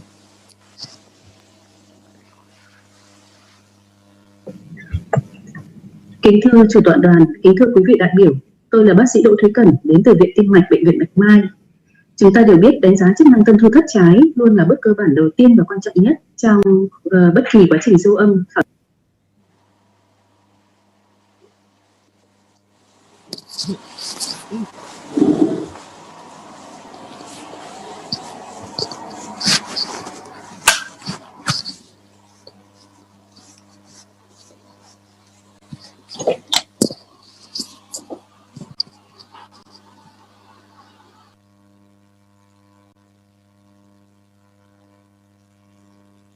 Xác bệnh lý tim mạch nào. Trong khuôn khổ bài hôm nay tôi xin trình bày các phương pháp đo phân suất tống máu thất trái. Các thông số khác xin để lại dành sang lần sau. Ta sẽ bắt đầu với mặt cắt chụp dọc cạnh ức trái. Bệnh nhân nằm nghiêng trái để tim sát vào thành ngực, không bị phổi che lấp để có hình ảnh nét. Có hai phương pháp đẩy đo, đó là siêu âm M1 và siêu âm 2D. Tuy nhiên, theo khuyến cáo của Hội Siêu âm Tim Hoa Kỳ thì nên sử dụng siêu âm 2D. Các chỉ số kích thước thất trái cơ bản và phổ biến nhất cần được đo bao gồm đường kính thất trái cuối tâm chương hay DD, đường kính thất trái cuối tâm thu hay DF. Từ những thông số này sẽ cho phép ta tính được thể tích thất trái cuối tâm chương VD, thể tích thất trái cuối tâm thu VS và chức năng tâm và phân suất tống máu thất trái ES theo phương pháp Techcon. Ở bên tay trái màn hình của các bạn là minh họa được đo đường kính thất trái cuối tâm chương. Và bên tay phải màn hình các bạn là minh họa đo đường kính thất trái cuối tâm thu. Đường kính thất trái cuối tâm chương DD sẽ được đo tại thời điểm trước khi van hai lá đóng lại hoặc khi kích thước vùng thất trái lớn nhất. Nếu thất trái giãn thì ta nên đo ở vùng thất giãn, nhưng cũng đảm bảo là trước cột cơ van hai lá, không bắt buộc ta phải đo sát bờ van. Đường kính thất trái cuối tâm thu ta đo vào thời điểm trước khi van hai lá đóng lại, trước khi van hai lá mở ra hoặc khi kích thước vùng thất là nhỏ nhất. Chúng ta nên chú ý loại các tổ chức dây chằng để đảm bảo giá trị đo được là chính xác nhất. Ta sẽ đo từ nội mạc của vách lên thất phía thất trái tới nội mạc của thành sau thất trái. Ta có thể xác định được thời điểm cuối thất trái ta có thể xác định thời điểm cuối tâm chương bằng cách ta cho hình chạy. Sau khi thấy van hai lá bắt đầu đóng lại, ta lùi lại một khung hình, ta sẽ được đường kính thất trái cuối tâm chương. Với thời điểm cuối tâm thu, ta làm tương tự, cho hình chạy, và sau đấy khi thấy van hai lá bắt đầu mở ra, ta lùi lại một khung hình thì sẽ được đường kính thất trái cuối tâm thu. Khi đảm bảo là chùm tia siêu âm TEM vuông góc với vách lên thất, ta có thể đo bằng đo các thông số trên ở mốt TEM. Ta sẽ đo bề dày vách lên thất, đường kính thất trái thì tâm chương, thành sau thất trái thì tâm chương, bề dày bề dày vách lên thất thì tâm thu, đường kính thất trái thì tâm thu và thành sau thất trái thì tâm thu. Nếu buồng thất trái không giãn, không có rối loạn vận động vùng thì EF đo theo phương pháp Techcon cũng phản ánh tương đối chính xác phân suất tống máu thất trái. Ta chuyển sang mặt cắt chụp ngắn để quan sát vận động vùng, xem các vùng có vận động đồng thời. trong thùy tâm chương cùng đi ra và trong thùy tâm thu cùng đi vào hay không. Chuyển sang mặt cắt 4 buồng, ta cần đảm bảo lấy được mặt cắt đủ tốt, đủ tiêu chuẩn, đó là tập trung được vào thất trái, nhìn rõ toàn bộ thất trái, đảm bảo lấy được đúng mỏng tim thực sự. Bách liên thất, bách liên nhĩ và hai van nhĩ thất sẽ tạo thành hình chữ thập. Ta cần chỉnh độ sâu của trình ảnh để tập trung vào thất trái và loại bỏ một phần nhĩ trái ra khỏi trường quan sát. Ta chỉnh gain focus để đảm bảo nhìn được rõ nhất nội mạc thất trái. Focus ta nên để chỉnh ở trên mức van nhĩ thất một chút để đảm bảo toàn bộ thất trái sẽ nằm trong vùng quan sát tốt nhất của trình ảnh. Để xác định là ta lấy được mỏng thất trái thực sự thì ta sẽ thấy là cái vùng mỏng đó ít vận động và không dày lên trong thùy tâm thu. Như vậy ta sẽ tránh được hiện tượng foreshortening, làm sai lạc kết quả. Chuyển sang mặt cắt 2 buồng, ta cũng quan sát vận động của các thành tim. Cần đảm bảo quan sát được trên 90% nội mạc của buồng thất trái thì khi đó ta đo thể tích thất trái trong thùy tâm chương, tâm thu theo phương pháp Simpson sẽ chính xác nhất. Chuyển sang mặt cắt trục dọc từ mỏm tim, ta cũng tự quan sát vận động của các vùng cơ tim, thành trước, thành sau thất trái. Quan sát các mặt cắt cũng có thể giúp cho ta ước tính theo kinh nghiệm phân suất tống máu thất trái. Ví dụ trong trường hợp này, ta có thể ước tính là phân suất tống máu thất trái của bệnh nhân này khoảng 60%. Bây giờ ta sẽ thực hành đo thể tích thất trái theo phương pháp Simpson. Ta sẽ sử dụng mặt cắt 4 buồng và 2 buồng từ mỏm. Ta sẽ xác định thời điểm cuối tâm chương và cuối tâm thu. Ta cho trận hình chạy thêm một vài lần để ta xác định chính xác vị trí của nội mạc thất trái. Bây giờ ta đo thể tích thất trái cuối tâm chương ở mặt cắt 4 buồng. Ta bắt đầu viền từ vòng van 2 lá trên vách liên thất theo viền nội mạc lên đến mỏm tim, xuống vòng theo viền nội mạc xuống để kết thúc ở điểm vòng van 2 lá bên đối diện. Ta sẽ chỉnh để lấy được đường kính dọc của thất trái tốt nhất. Đường kính dọc của thất trái được xác định từ điểm giữa của vòng van 2 lá đến thẳng nối 2 điểm của vòng van 2 lá cho tới mỏm tim. Ta lại cho tiếp tục hình chạy, chuyển sang đo thể tích thất trái của tâm thu. Thực hiện tương tự, bắt đầu từ một điểm của vòng van 2 lá trên vách liên thất, vòng lên đến mỏm tim. Cố gắng tránh lấy vào phần cột cơ, sẽ làm, nếu ta lấy vào phần cột cơ thì sẽ làm thể tích thất trái nhỏ hơn thực tế và do đó kết quả sẽ sai lạc. Ta vòng xuống, kết thúc ở vòng van 2 lá bên đối diện, chỉnh để lấy đường kính thất trái tốt nhất. Chuyển sang mặt cắt 2 buồng, ta cũng làm tương tự. Ở mặt cắt 4 buồng thì tôi xác định thời điểm cuối tâm chương và cuối tâm thu dựa theo điện tim. Sang mặt cắt 2 buồng tôi sẽ sử dụng phương pháp thứ hai để xác định thời điểm cuối tâm chương và cuối tâm thu. Đó là tôi dựa vào vận động của van 2 lá.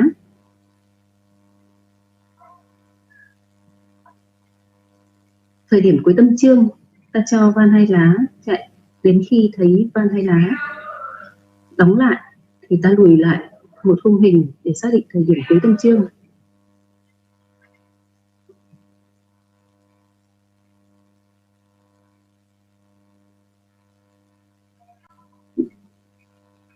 Thấy van 2 lá đóng lại, ta lùi lại, xác định được thời điểm cuối tâm chương khi buồng thất trái giãn lớn nhất. Ta bắt đầu tương tự từ một điểm của vòng van 2 lá,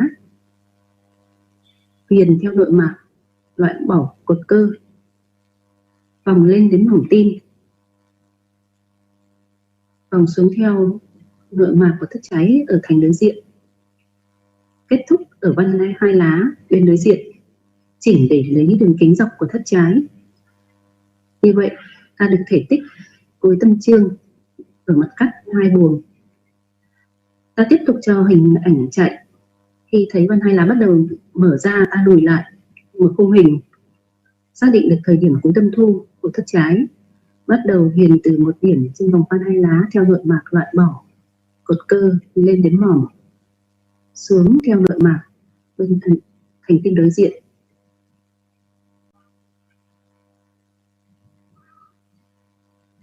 Và kết thúc ở vòng van hai lá bên đối diện, chỉnh để lấy đường kính dọc thất trái tốt nhất. Thì ta đã thu được thể tích thất trái cuối tâm thu. Từ đó máy sẽ tính cho ta được phân suất tống máu thất trái ES theo ở mặt cắt hai buồng và phân suất tống máu thất trái ở mặt cắt ở hai mặt phẳng hay biplane. Lý tưởng nhất theo khuyến cáo là chúng ta cần phải lấy giá trị đo trung bình ở 3 chu chuyển tim nếu bệnh nhân có nhịp xoang, hoặc 5 chu chuyển tim nếu bệnh nhân có rung nhĩ. Dù vậy, trong thực hành lâm sàng chúng ta có thể chấp nhận một giá trị đo ở chu chuyển tim mang tính đại diện nhất. Nhược điểm của phương pháp đo ES theo phương pháp Simpson đó là trong trường hợp có rối loạn vận động vùng nhưng vùng bị ảnh hưởng lại không nằm vào hai mặt cắt ta đo thì giá trị ES có thể cao hơn thực tế. Bài trình bày của tôi đến đây là kết thúc. Xin trân trọng cảm ơn quý vị và xin ý kiến phản hồi từ quý vị đại biểu.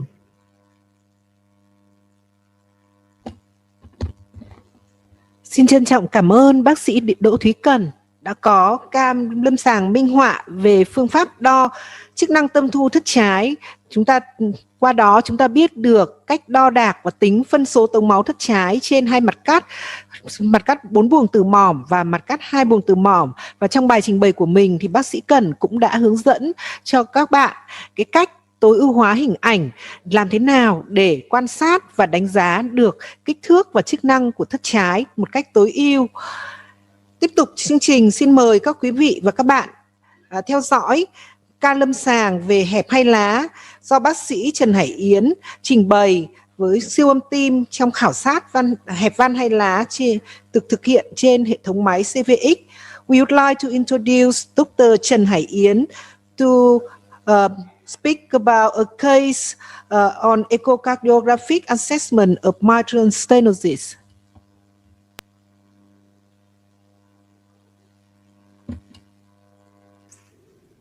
Kính chào các quý đồng nghiệp. Sau đây tôi xin báo cáo về một chủ đề siêu âm tim rất là cơ bản và quen thuộc. Đó là thực hành siêu âm tim qua thành ngực khảo sát hẹp van hai lá. Hẹp van hai lá là một trong những bệnh lý van tim thường gặp nhất tại Việt Nam. Van hai lá bị hạn chế mở trong thời kỳ tâm trương, làm cản trở và tăng tốc dòng chảy từ nhĩ trái xuống thất trái. Siêu âm tim là công cụ quan trọng nhất giúp chẩn đoán hẹp van hai lá. Hiện nay, sự phát triển của công nghệ đã tạo ra các phần mềm cho phép chia sẻ hình ảnh siêu âm trực tiếp ngay lập tức với các thiết bị di động, từ đó giúp cho việc thăm khám bệnh nhân từ xa, hội chẩn hoặc là đào tạo từ xa thuận lợi và hiệu quả hơn. Ví dụ như hệ thống React. Để đánh giá hẹp van hai lá, siêu âm tim cần thực hiện 4 mục tiêu sau. Thứ nhất là đánh giá hình thái bộ máy van hai lá bao gồm toàn bộ các lá van, dây chằng, cột cơ. Đánh giá kiểu tổn thương, nhờ đó xác định căn nguyên gây hẹp van hai lá. Mục tiêu số 2 là đánh giá mức độ hẹp van. Mục tiêu số 3 là đánh giá các tổn thương phối hợp, ví dụ như tình trạng hở van hai lá nhiều kèm theo có hay không. Tổn thương các van tim khác như là van ba lá, van động mạch chủ, hoặc là tình trạng có huyết khối trong buồng tim. Và mục tiêu số 4 là đánh giá ảnh hưởng đến huyết động.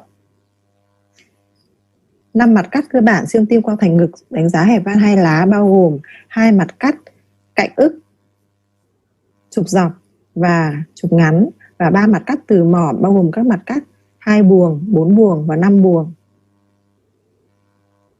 Đây là hình ảnh minh họa thao tác với đầu giò, vị trí đặt đầu giò để thu được các mặt cắt kể trên.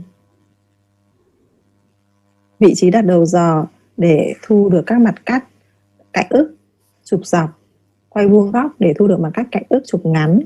Di chuyển hướng của đầu giò để quét từ đáy đến mỏm tim, đảm bảo cắt ngang qua bờ van. Vị trí đặt đầu giò để lấy được mặt cắt 4 buồng từ mỏm, 2 buồng và 5 buồng từ mỏm. Tôi sẽ thực hiện lần lượt các mặt cắt và phân tích các thông tin để đánh giá hẹp van hai lá từ các mặt cắt đó. Trước hết là mặt cắt chụp dọc cạnh ức trái. Ở mặt cắt này ta quan sát được kiểu di động của van hai lá. Như trên hình ảnh ta thấy lá trước van hai lá mở giãn gấp gối, lá sau ít di động. Phần bờ van thì thấy dày hơn phần thân van. Đây là hình ảnh điển hình của tổn thương van hai lá do thấp. Nó khác với các trường hợp hẹp van hai lá do thoái hóa. Thì trong trường hợp hẹp van hai lá do thoái hóa, tình trạng vôi hóa sẽ xảy ra ở vòng van và thân van, nặng nề hơn. Sử dụng siêu âm TM khảo sát ngang qua bờ tự do của van hai lá. Như trên hình ảnh ta thấy dấu hiệu van hai lá di động song song. Đó là do lá sau của van hai lá bị kéo theo bởi lá trước do tình trạng dính của các mép van là tổn thương đặc trưng ở các bệnh nhân hẹp van hai lá do thấp.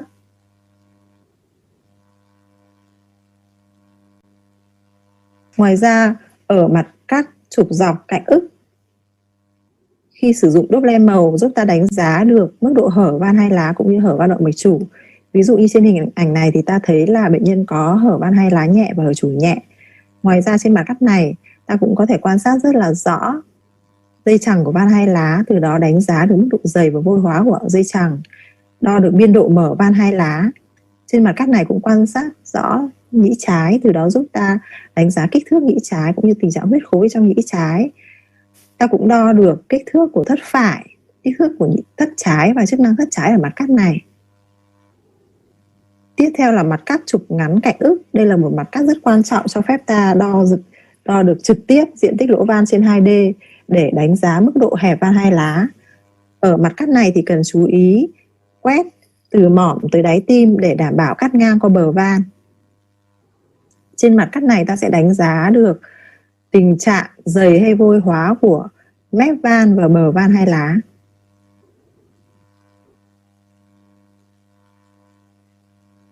Đo được độ dày bờ van. Ngoài ra, ta có thể quan sát thấy huyết khối trong tiểu nhĩ trái và nhĩ trái ở mặt cắt chụp ngắn, cắt ngang qua gốc động mạch chủ, nhĩ trái và tiểu nhĩ trái. Để đo diện tích lỗ van trên 2D, ta sử dụng chế độ lưu hình động, dừng hình, lựa chọn thời điểm tối ưu để đo, đó là giữa tâm chương. Zoom hình để quan sát được rõ hơn lỗ van hai lá. Cần điều chỉnh gain để đủ để quan sát toàn bộ đường viền lỗ van. Việc tăng gain quá mức có thể làm ước tính thấp đi diện tích lỗ van, trong khi đó nếu mà gain quá thấp thì có thể làm diện tích lỗ van đo được cao hơn so với thực tế. Nên đo một vài chu chuyển tim, đặc biệt khi bệnh nhân có rung nhĩ. Ưu điểm của việc đo diện tích lỗ van trên 2D đó là cho kết quả tương đối tốt, có tương quan tốt với diện tích van hai lá dựa trên giải phẫu thực và không ảnh hưởng bởi lưu lượng dòng chảy, độ cứng của nhĩ trái cũng như các tổn thương van phối hợp. Tuy nhiên nó cũng có một số hạn chế, đó là phụ thuộc vào kinh nghiệm của người làm. Đòi hỏi chất lượng hình ảnh tốt. Trong trường hợp mà giải phẫu van bị biến dạng nhiều, lỗ van hay bờ van không nằm trên một mặt phẳng, hoặc là trong trường hợp hẹp van hai lá do thoái hóa khi mà vòng van bị canxi hóa nhiều thì cái độ chính xác bị giảm đi. Tiếp theo là mặt cắt 4 buồng từ mỏm. Ở mặt cắt này ta có thể quan sát được cả van hai lá và van ba lá, do đó giúp ta đánh giá được hình thái van hai lá, van ba lá, đo được kích thước vòng van, đánh giá được mức độ hở van hai lá, van ba lá. Trên mặt cắt này ta cũng quan sát rất là rõ nhĩ trái, nhờ đó ta đánh giá được kích thước nhĩ trái, mức độ giãn cũng như là có huyết khối trong nhĩ trái hay không.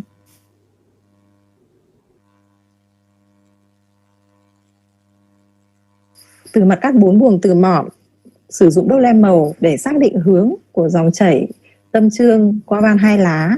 Sau đó dùng Doppler liên tục, ta sẽ thu được phổ Doppler liên tục dòng chảy tâm chương qua van hai lá.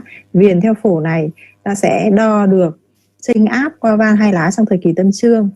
Từ đó để đánh giá mức độ hẹp van hai lá. Ngoài ra ở mặt cắt này ta cũng đo được PHT, tức là thời gian đán giảm áp lực, là khoảng thời gian để chênh áp tâm chương qua van hai lá giảm một nửa so với giá trị ban đầu. PHT càng dài khi mà van hai lá càng hẹp. PHT 220 mili giây thì tương ứng với diện tích lỗ van là 1 cm vuông. Ví dụ như ở bệnh nhân này thì ta đo được là chênh áp qua van hai lá trong thời kỳ tâm trương tối đa là 9mm thủy ngân và trung bình là 5mm thủy ngân, và diện tích van hai lá đo được bằng PHT là khoảng độ 0,9 cm vuông. Đo PHT bằng cách viền theo dốc xuống của sóng E trên phổ Doppler liên tục dòng chảy tâm trương qua van hai lá. Phần mềm sẽ tự động tính và hiển thị diện tích lỗ van. Diện tích lỗ van sẽ bằng 220 chia cho PHT. Ví dụ như ở bệnh nhân này ta có đo được PHT khoảng từ 270 đến 310 mili giây và diện tích lỗ van tính được là khoảng 0,8 cm vuông. Chú ý là nên đo ở một vài chu chuyển tim, nhất là khi bệnh nhân có rung nhĩ. Một vài chú ý về mặt kỹ thuật khi đo PHT đó là cần lấy được phổ Doppler liên tục rõ nét, nhất là đường viền dốc xuống, và trong trường hợp có hai dốc xuống thì ta sẽ đo ở dốc xuống giữa tâm trương. Tránh đo PHT ở những chu chuyển tim ngắn khi có rung nhĩ. Mặt cắt hai buồng từ mỏm sẽ cung cấp thêm cho chúng ta những thông tin để đánh giá hình thái của bộ máy van hai lá cũng như là mức độ hở van hai lá trên Doppler màu. Ở mặt cắt 5 buồng từ mỏm để cho phép ta đánh giá được tổn thương của van động mạch chủ ở mức độ hở chủ. Ở những bệnh nhân hẹp van hai lá do thấp thì cần tính điểm uyên kim. Đây là một yếu tố rất quan trọng giúp cho việc lựa chọn bệnh nhân phù hợp cho thủ thuật nong van hai lá. Điểm uyên kim được tính dựa vào 4 yếu tố, đó là di động của van, độ dày van, mức độ vôi hóa và tổn thương tổ chức dưới van. Điểm uyên kim nhỏ hơn hoặc bằng 8 là yếu tố thuận lợi cho sự thành công của thủ thuật nong van hai lá. Chẩn đoán mức độ hẹp van hai lá thì dựa vào các thông số chênh áp trung bình qua van hai lá, diện tích lỗ van hai lá, đo trên 2D và tính bằng PHT. Áp lực động mạch phổi. Trường hợp hẹp hai lá khít thì chênh áp trung bình qua van hai lá là trên 10mm thủy ngân và diện tích lỗ van là dưới 1 cm vuông. Trong trường hợp mà có sự không thống nhất giữa các kết quả thu nhận được thì kết quả đo trên 2D được dùng làm cơ sở để đánh giá mức độ hẹp van hai lá. Cần phải đánh giá các cái ảnh hưởng trên huyết động do van hai lá gây ra, ví dụ như tình trạng giãn nhĩ trái, tình trạng tăng áp lực động mạch phổi, đánh giá kích thước chức năng thất phải cũng như kích thước chức năng thất trái. Các chống chỉ định cho nong van hai lá nên được báo cáo đó là có huyết khối trong nhĩ trái, sự vôi hóa của 2 mép van, tình trạng hở van hai lá hoặc là hở chủ mức độ vừa trở lên, có tổn thương thực tổn van ba lá hoặc hở van ba lá nhiều, tình trạng tổn thương nặng nề bộ máy dưới van, có sự bất thường vận động vùng. Như vậy từ 5 mặt cắt cơ bản trên siêu âm tim qua thành ngực giúp ta đánh giá được hình thái van hai lá, mức độ hẹp van hai lá, các tổn thương phối hợp và mức độ ảnh hưởng đến huyết động. Từ đó giúp lựa chọn phương pháp điều trị thích hợp cho bệnh nhân.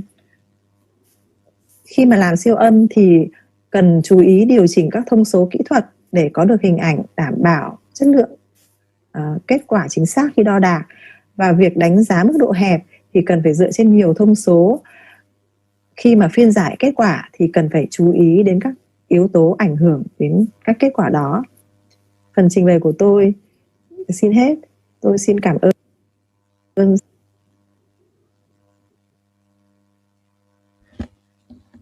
Xin trân trọng cảm ơn Thạc sĩ bác sĩ Trần Hải Yến đã có bài trình bày rất là toàn diện về đánh giá van hai lá ở bệnh nhân bị hẹp van hai lá do thấp.